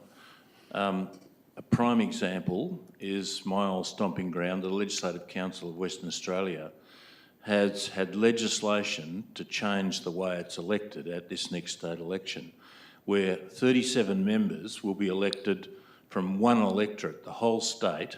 So it's really quite possible that we'll get an outcome where 37 members supposedly representing the whole population might only know a little bit about West Perth and Subiaco and around Parliament House and nothing about anything else. Extending it to local government, the local government area, I know the councillors are now elected on a whole of city basis. And rather than wards. My question is, has any discussion taken place or any consideration been given to at least advocating for a return to a ward system in Busselton? The city has become bigger, it's become more complex, and it's harder for local councillors on a part-time basis to get across everything throughout a city as large and as complicated as the city of Busselton. So in my mind's clarified around a system which would have a ward system better representing the people of the city of Busselton, where people, if you've got a whole of city situation, councillors have a responsibility for everything and nothing, in effect. They're responsible for everything, but it's easy to hide behind all sorts of things and be really responsible for nothing. But if you've got a ward system, there's direct accountability and responsibility back to a certain area where you have to know the people, you have to know the community organisations, you have to know the issues, and it becomes incumbent on individual members to bring that to the table of the local government. So I've become, I guess, an advocate of a ward system as a better system of representative government at the local level. So my question is, has there been any discussion, consideration of, or does the council have a view on that situation? I think part of this was state legislation again, wasn't it, that stopped the ward systems, but but I'll hand this to the CEO. I'm not aware of any specific discussions amongst the elected members, Mr House. The legislation still does, even in a ward system, still requires a councillor to represent the whole of the district, regardless of the ward system, but I appreciate what you're getting at there. I haven't seen any examples of those that have dropped the ward system and gone back, and there has been obviously a lot that have reduced or cut different wards into certain areas, particularly in those high growth areas. So I haven't heard that discussion amongst the elected members. It might be something they may want to raise, and then that would change how your elections would work into the future, but they would still have to represent the whole of the district. Okay, I'll just throw it into the discussion for consideration, really, because I think it's important that we maintain our representative system. That's the essence of good governance in Australia, and if we and I sense that we're losing some of that, and it's important to get it back, quite frankly, where there's direct accountability back to your level of government, whatever it is. Thanks. Thank you for your question. If I might just add, if I could, thanks, Mr House. What we have found with some of the wards when they have gone is that we've still got representation from quite a lot. So if you look around at where your elected members are based or where they've come from, we've still got very good representation across the east, west, populated areas and things as well. But obviously, I take your point, there is a risk that all of them could come from the populated area and not other areas. So that's something to look out for. So if the councillors have thought about that during your question there, I'm happy to take on any queries from the elected members in the future. Thank you. But I would add that looking at the elected members here today, we are fairly well spread between Vass, Busselton, Dunsborough, the rural areas. So, yeah, and Yelling up. So. Yeah, but the point is you're not directly responsible back to a I see. Area, which is your ward. Okay. Yeah, fair call. Thank you. Please your name and where you're from. Thank you. Margaret Strong, Geograph.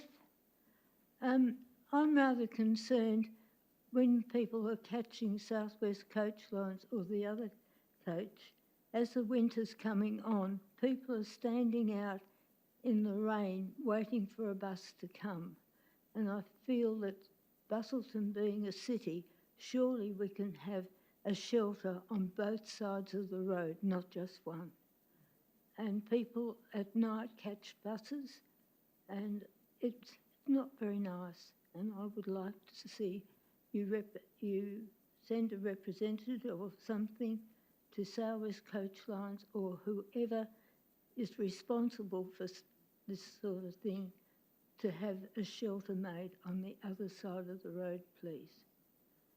The other thing, coming into Vass,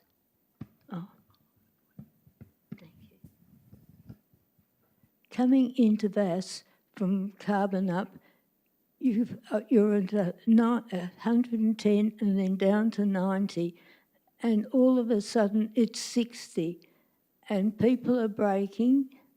And also the other morning, or a few weeks ago, there was a mist and people were being caught because they weren't slowing right down to 60. And I like the idea at Coarama where they have warnings at 60, and so you know that you've got to drop it. And I think if they had one a little bit further back, people would be more inclined not to brake when they get to the 60. Thank you. Sure. I'm happy to speak to or ask Main Roads if that's at all possible on their road. Yeah, Yes. thank you, because it I can be... drive that regularly myself, so. Yes. Now, the other thing is this beach thing along Geograph Bay Road, Geograph. Is it correct that 40,000 tonnes of sand is going to be distributed along that area up to Gurun Street or further? I'll direct that question to Director Darby.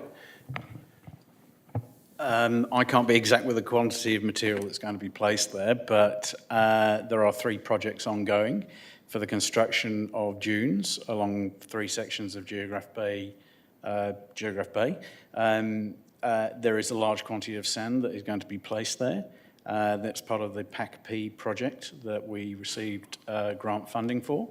And I can actually have you meet with the project manager and he can get into a lot more detail with you if that would assist. Well, I know the people along there at present are not very happy. I guess there'll be a lot of trees planted. We've been through that before. Trees have been planted and vigilant watered for the first few months. Then next year, a bit haphazard. The third year, no. And what hasn't died, the snails consume. And I just would hate to see another debacle like this, which we have had over the years, and ratepayers are up for this expense.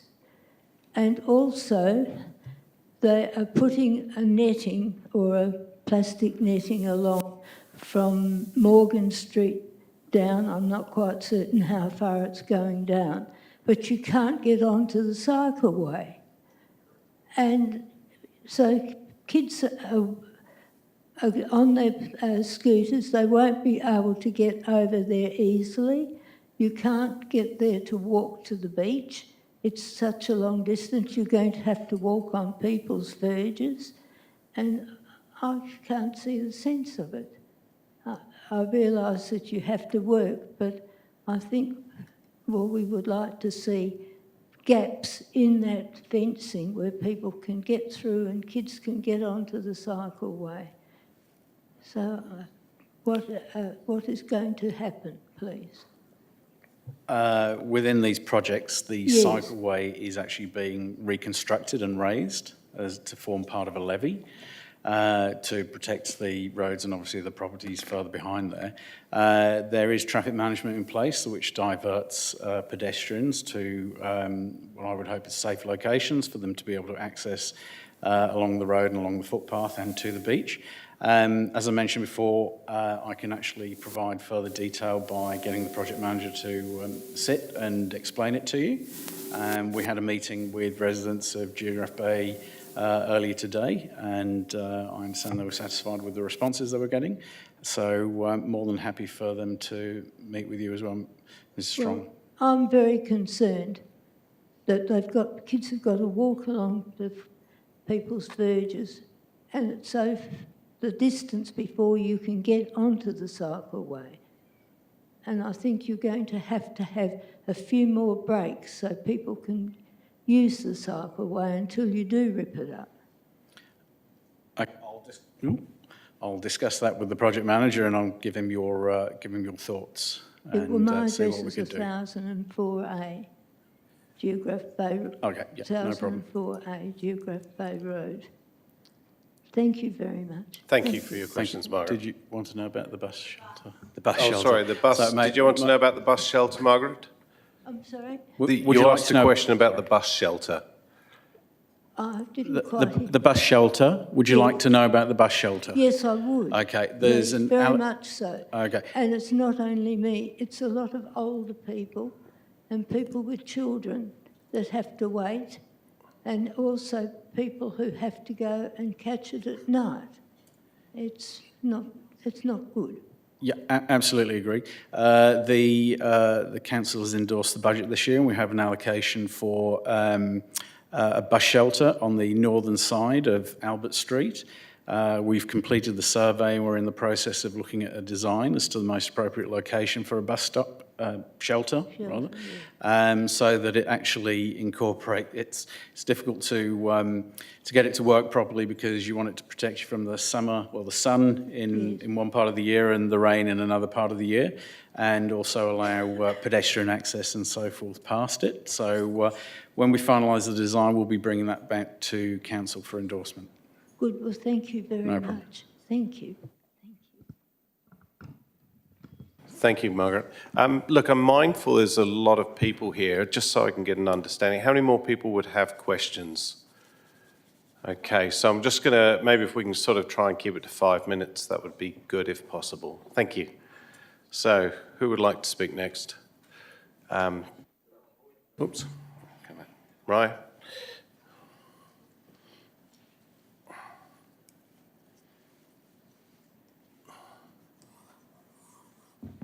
I'm used to trying to stick to 5 minutes, so it should be okay. One of the questions I have, can you hear me all right? Is in regards to the swimming pool. How long has that been in the long-term plan for the City of Busselton to provide a 50-metre pool? Never. We haven't had one for a 50-metre pool. It was always in a maybe if we could afford it one day.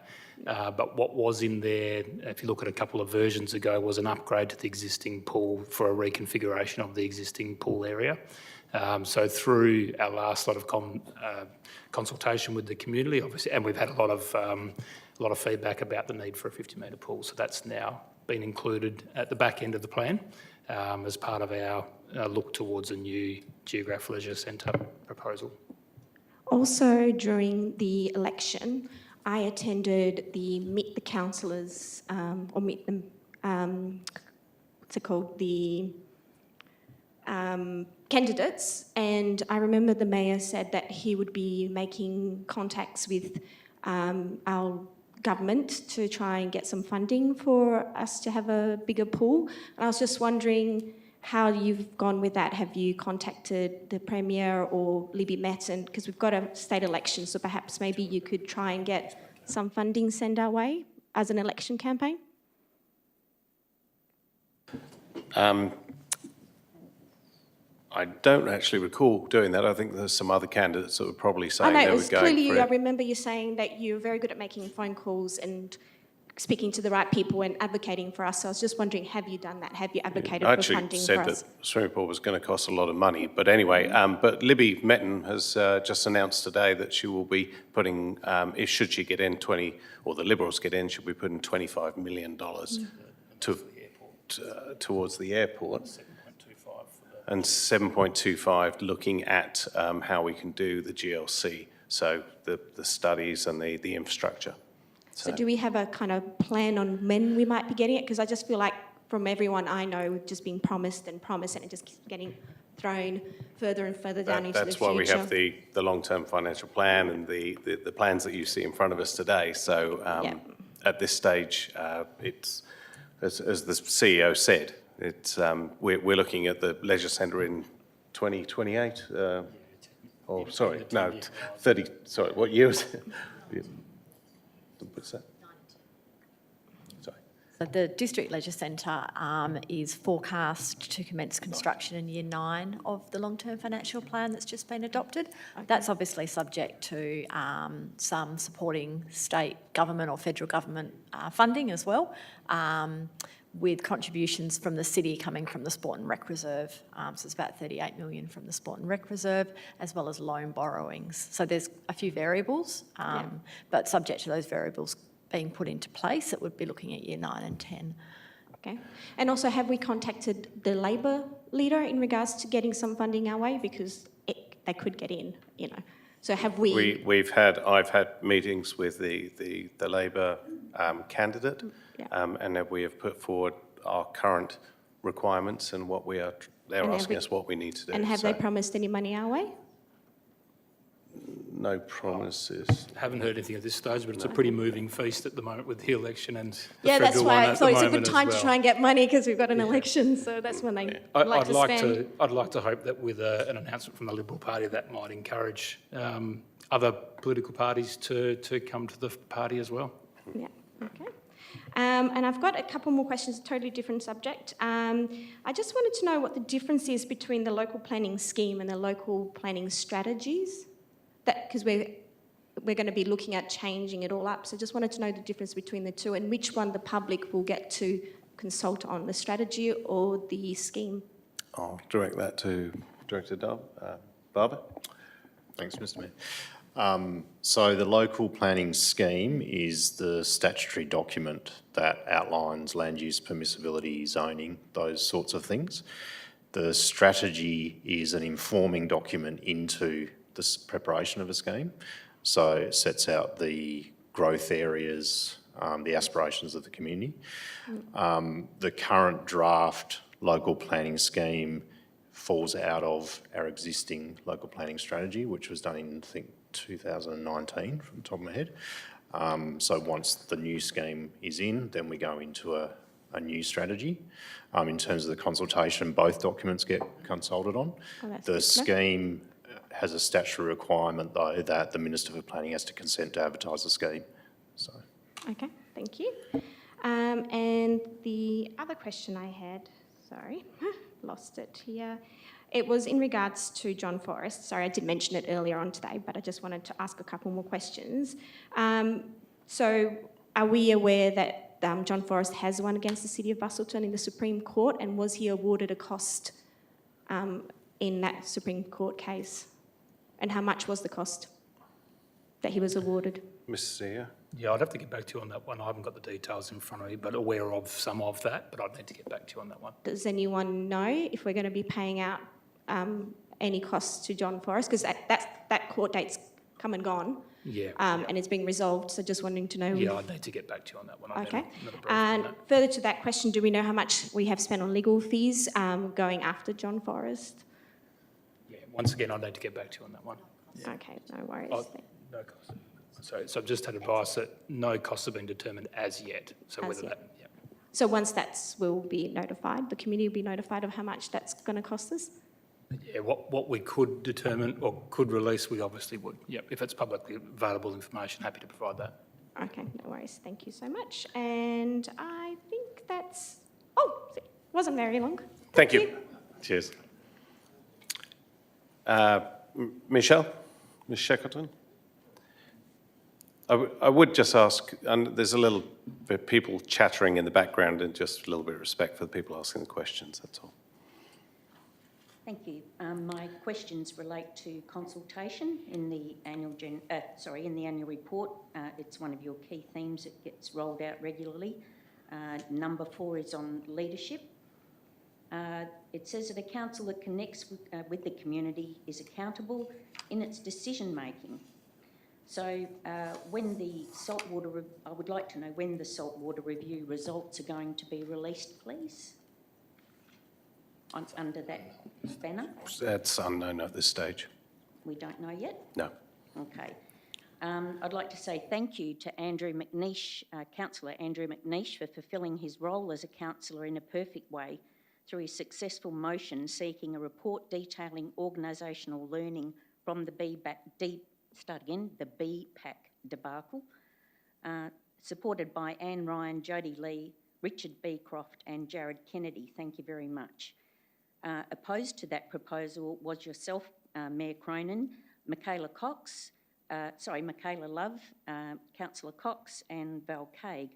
I'd like to know why, as the leader of our council, why you are personally opposed to that proposal when it seems such a good objective for the community. That was debated some time ago, and it's also been a decision of council, so I cannot comment. You don't recall why you were against that proposal, that motion? I'm not going to get into any debate, and the decision was made of council, though I'd look like I looked back on it in bad light, so I won't be. Thank you. Okay, that's transparency for you. Also, I had another question on that regard. Where are we? As part of a council, you support the decisions that are made by council, so I support that decision. Yes. That's what. That's after Thank the you. decision's been made. Okay. With respect to the Weld Theatre, I note from past council meetings that no photos or condition reports were taken prior to the Art Geo being handed over and this work starting on the BPAC for the Weld, and also that in Your Say, which is your online portal, the frequently answered asked questions, says that the upgrade to the Weld was part of the $38 million budget. So where is the money coming to fix the damage and make the repairs that we now need to make on the Weld, please? Mr. Darby? Not sure I understand all the question, but the word dilapidation report's done prior to the reconstruction of the Weld Theatre. There's been a number of latent conditions through the reconstruction or the refurbishment of the Weld Theatre, and that's currently being funded from, I'm just got to remember here, the building reserve in the most part, because it was an existing structure.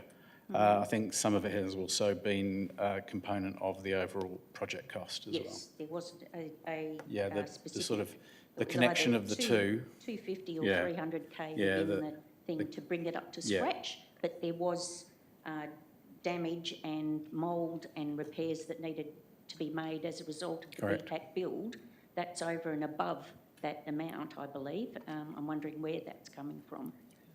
Building reserve is my understanding. Yeah, building reserve, if I recall. The building reserve that you're taking the 7 mil from? Correct. Five of the 7 mil or whatever it is? Yes. Yeah, hope we've got enough left. Yes, we do. Have we done a review on how many car bays there's going to be within a 500 metre radius of the BPAC?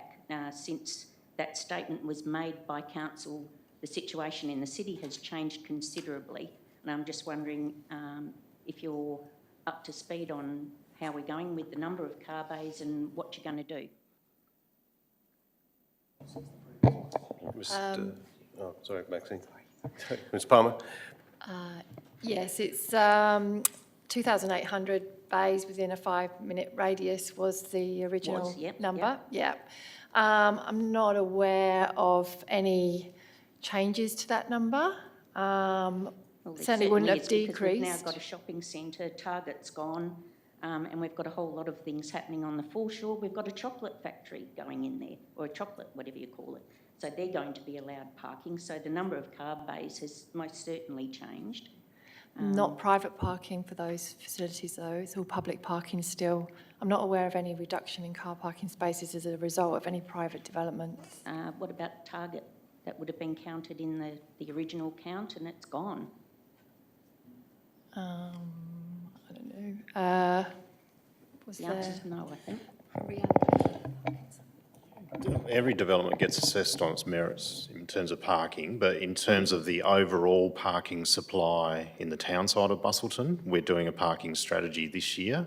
Okay. Well, it's a citywide one, but it will look at the main centres of Dunsborough and Busselton and look at overall supply and also any parking controls and other measures that may need to be implemented. So once that's done, that will be coming back to council. Yeah. But separated from the saltwater project, that's a planning exercise looking at parking provision in general. The community was worried about the number of parking bays available. We were given that information, but it has changed quite considerably since then. And I think that is it. Thank you very much. Thank you. Next question. Mr. Glover. Hi, Darren. How are you? Very well, thank you. Good, thanks.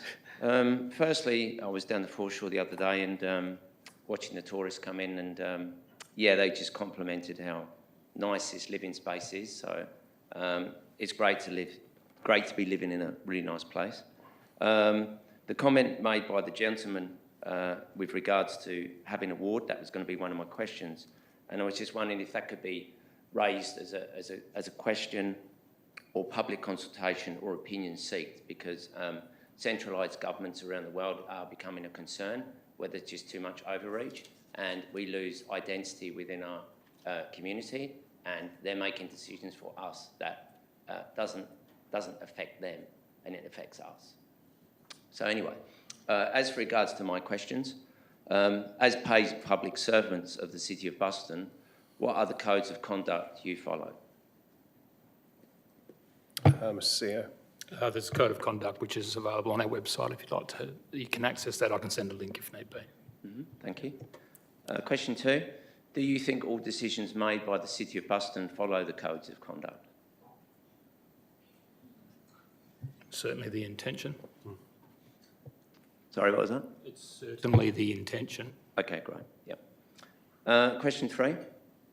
Given the recent development of Bridgetown Council involving misconduct by the CEO, no disrespect to you, what mechanisms do you have in place for accountability, transparency and following due process, and who is the City of Busselton accountable to?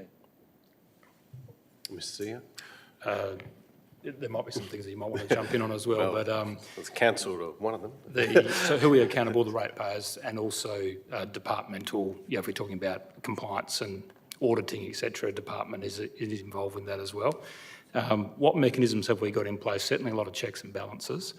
I won't comment on the Bridgetown example, but what I can say is that any decisions around any contracts or movements around the CEO's contract, which is the council's only employee, is determined by the council, not by anyone, not by a staff member, and certainly not by me. That's a council decision that needs to be made.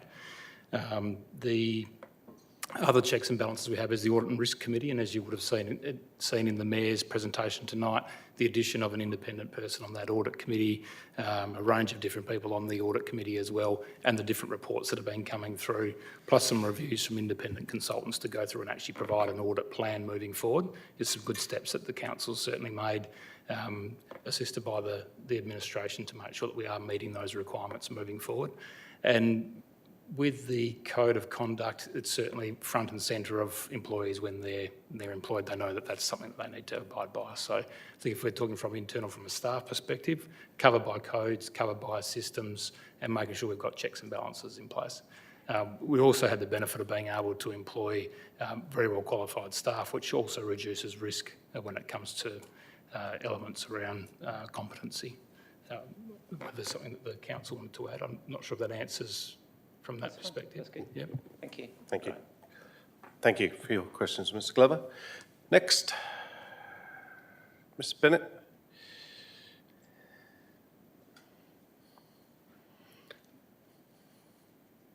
Just your name and where you're from. Thank you. Jane Bennett from Yoganup.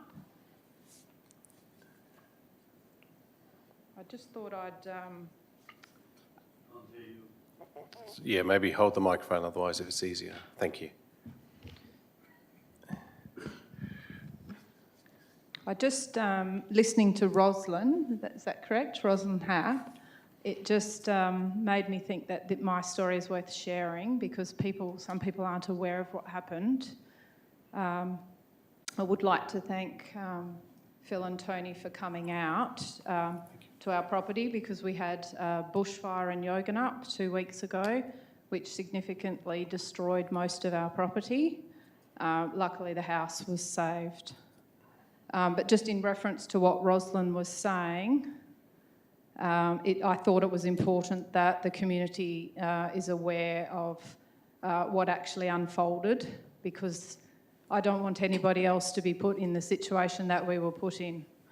So the questions that I asked the advocacy for, and to have some answers for, I'd like to just ask, even though I'm aware that you're already in the process of investigating. So we were unable to get 000 calls through after multiple attempts on Thursday the 16th of January. We're 20 minutes from the centre of town, and we live under a phone tower. So the fire crossed Vass Highway and engulfed our property. Why was the Universal Emergency Service access 000 disabled? We have asked for advocacy from the Shire to follow up with Telstra, being ratepayers and constituents. I guess I'm extremely concerned that someone else would be put in this position, and mentally it's not a place that you would ever imagine being in. And I think as moving forwards, I think it would be very handy to perhaps survey or look at anybody that lives rurally and get some information on what their communication services actually are, so that we can maybe have some lobbying towards some accountability to keeping our residents safe. And the second question is, that we asked was a question for the SESM and the Chief Fire Officer. Why were there no SMS or targeted warnings given to residents in the immediate area, and no bushfire brigade fire appliances or resources support provided for over an hour after the fire, which was within hundreds of metres of our property, after that had become a threat? So the wind strength and direction, which were known about at the commencement of the fire, why was this threat to private property not anticipated? So there's some big questions in here, and as I said, there was significant damage and lives were threatened. So I thank Rosalind for bringing up her concerns, because I think this is a very big problem. Thank you. Thank you for your questions. Is there any other people who'd like to ask? Sorry.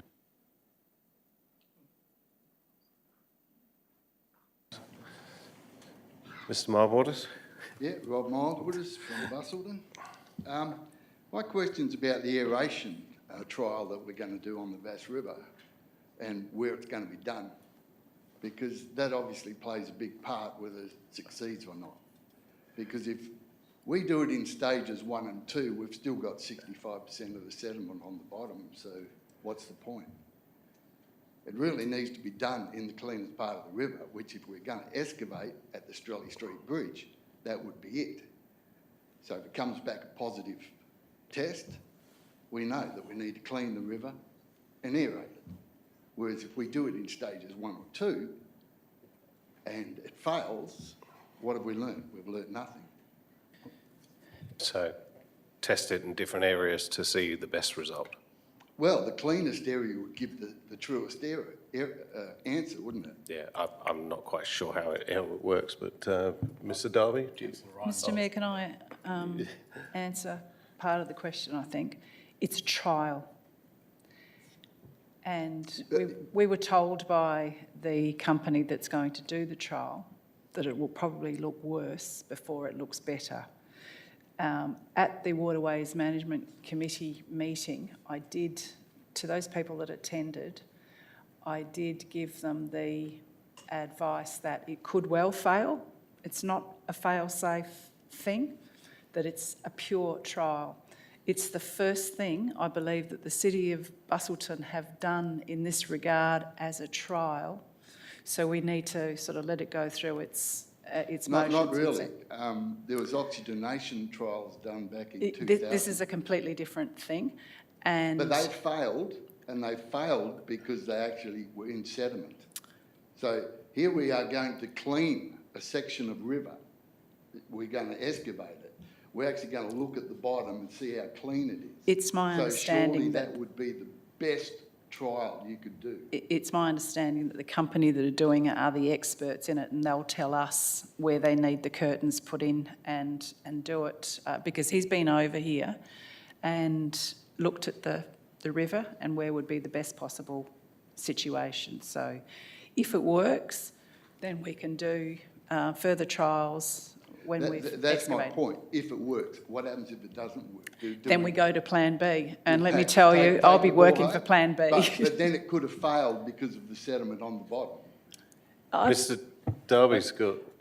I guess as a trial, we don't specifically know where the best location is. I'm quite happy to take your advice and look at, we could put the aeration system in after we've removed the material.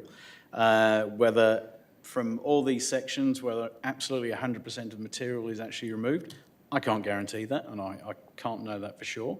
There's obviously other issues associated with the water quality because there's, there's nutrients that come in off the fields. There's obviously issues associated with the LIA not being on deep sewer and so forth. So I can't guarantee anything, but as a potential option, which is part of the approvals, is looking at the best location to actually put this material in to be trialled, as Councillor Ryan has mentioned. So quite happy to take your request on board, and we can work on it from there. Well, the idea would be to actually get a clean part of the river and keep it clean.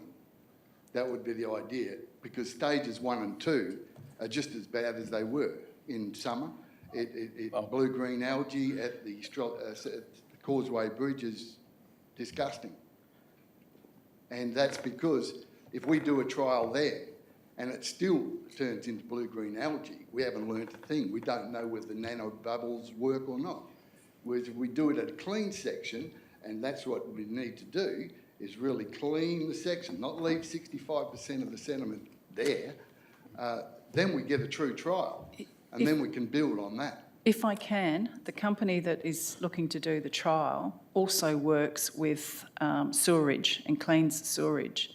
So it's my hope, and as Mr Darby says, that we are literally dealing with an open sewer because of the nutrients that come out of the sewerage system. Yeah. So it's my hope that this company can actually deal with the effluent that is going in there as well. And as I say, it's a trial. We just need to suck it and see, for want of a better word. Thanks. Thank you, Mr Mildwaters, Rob. I'm happy to catch up with you and go through it as I've done in the past, and no problem. Thank you, Mr Mildwaters. Next question.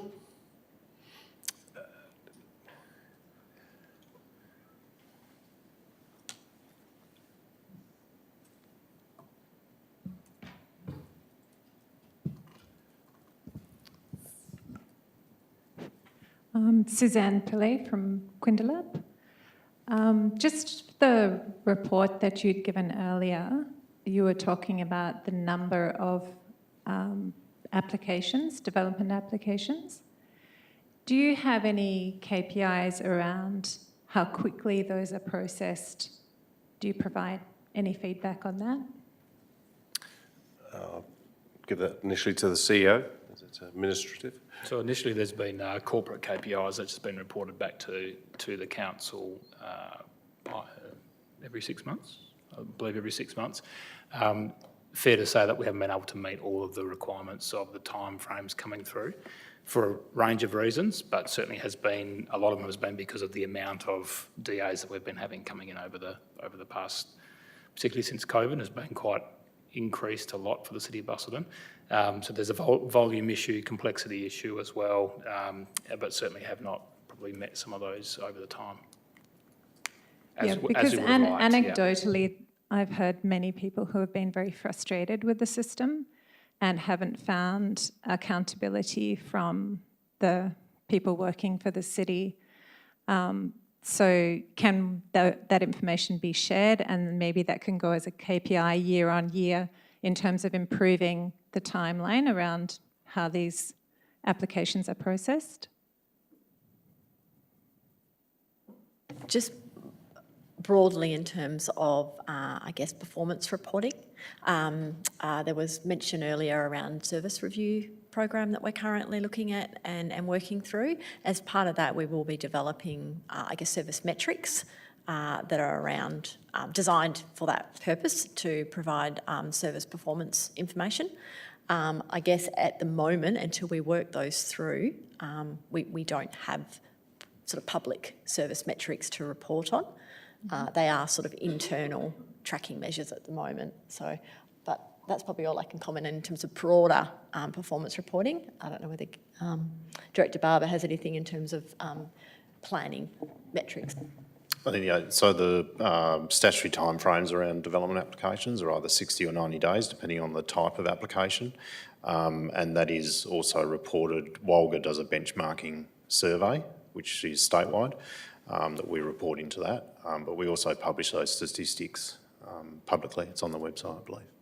It's on the Busselton website? I believe so, yeah. Okay. But we can check that, maybe include a link with the responses. Yeah, because maybe that is such an important thing and it could be included in a high-level report like that. Thank you for your question. Next question. Please come forward. Oh, yeah. That's all right. No. Ivan Sandler. Hi. Thank you. Gale Street in West Busselton. My question, I'm not sure whether this is the right forum or not. My question is on short-term accommodation. For the last 2 years, the state government has been working on legislation, and I know the council's also been looking on rules of short-term accommodation. In the meantime, because it's taken so long, I believe quite a few bed and breakfasts have closed down because there's too much uncertainty. When is your forum going to come to a conclusion to give the rules on what bed and breakfast can and can't do, and whether it's hosted accommodation or Airbnb, etc.? Sure. I'll pass that one to Mr. Director Barber. Mr. Mayor. So the city had its own level of control for short-term accommodation and its own local law and policy on it.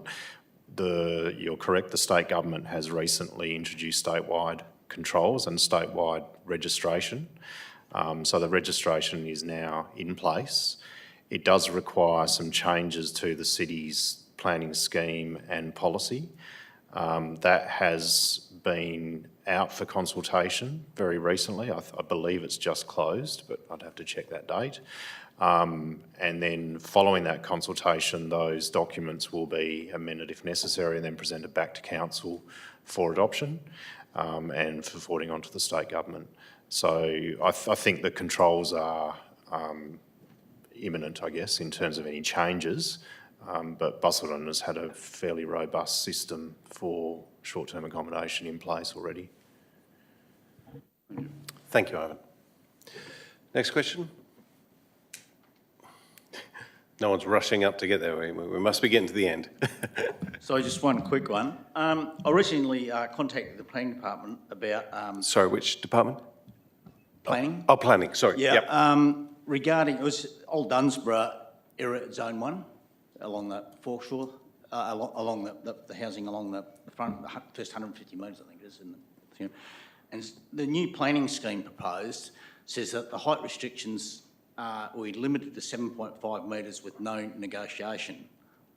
It's set, whereas currently there can be variations to that, I believe. And I was told that, the question is really about transparency, that community consultation had been done and that they wanted 7.5 metres and no variation allowed on that. And I said, okay, can I see the consultation? And he said, no, it's confidential. So I said, well, it's not very transparent.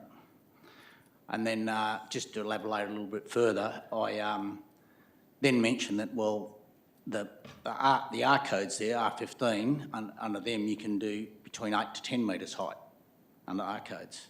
He said, yeah, well, we're restricting it to 7.5.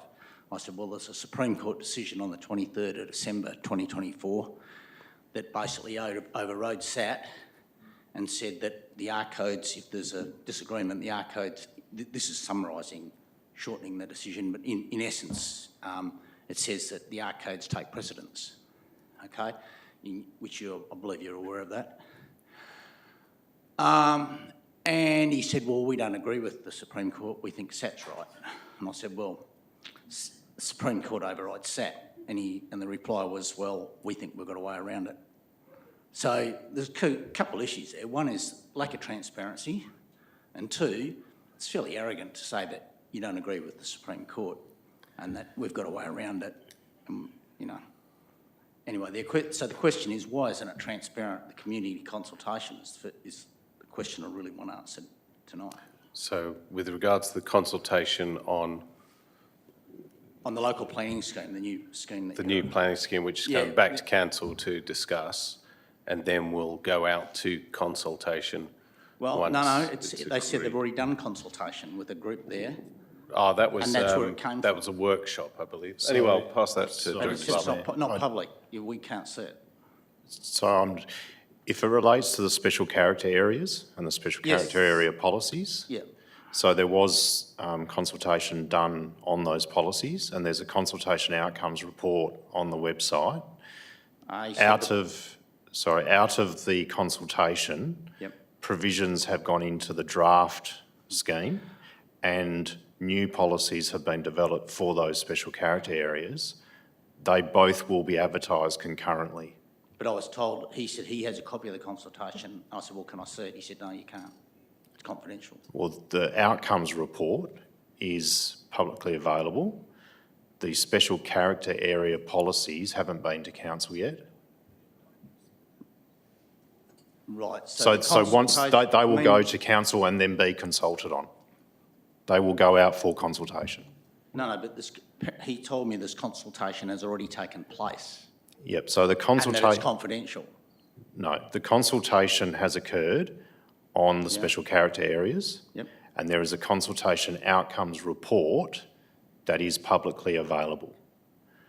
The draft... So you don't get to see the consultation, what was said or who said it? That's in that report, and that is So it publicly is available. Okay, Yes. so it wasn't available. Yep. You sure about that? I'm positive that the outcomes report is I questioned available. it. He said, I've got a copy, but you can't see it. It's online. Thank you. Cheers. Next question.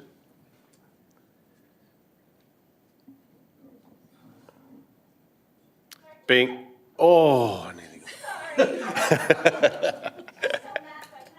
going to have to come up and ask the question. Sorry, Mariah.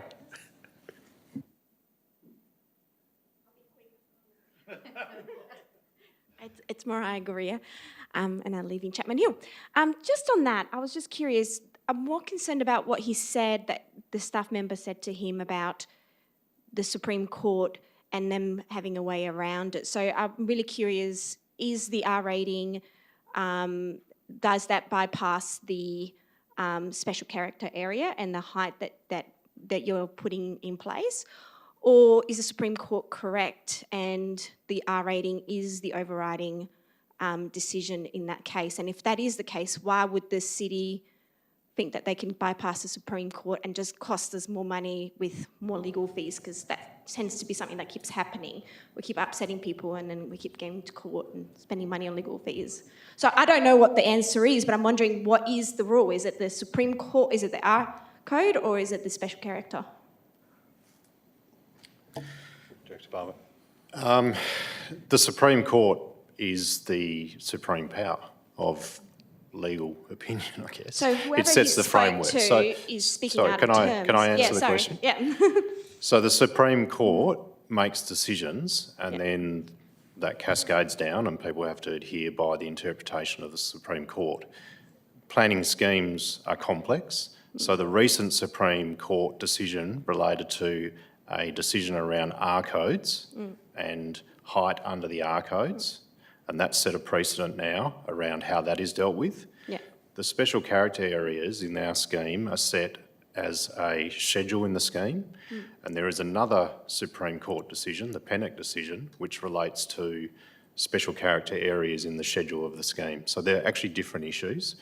Not having understood what the exact conversation was, it will depend on what the issue is and where it's set out in the scheme as to what the Supreme Court decision relates to. Okay, that was just my question. I just would like to see a bit more of a can-do attitude instead of always knocking back residents and then leading to legal action. So if that, if that's what was said, it seems a bit concerning, that's all. But anyway, thank you, bye. Thank you, Mariah. Being no further questions, I now declare this meeting closed at... What time have you got? 7:41.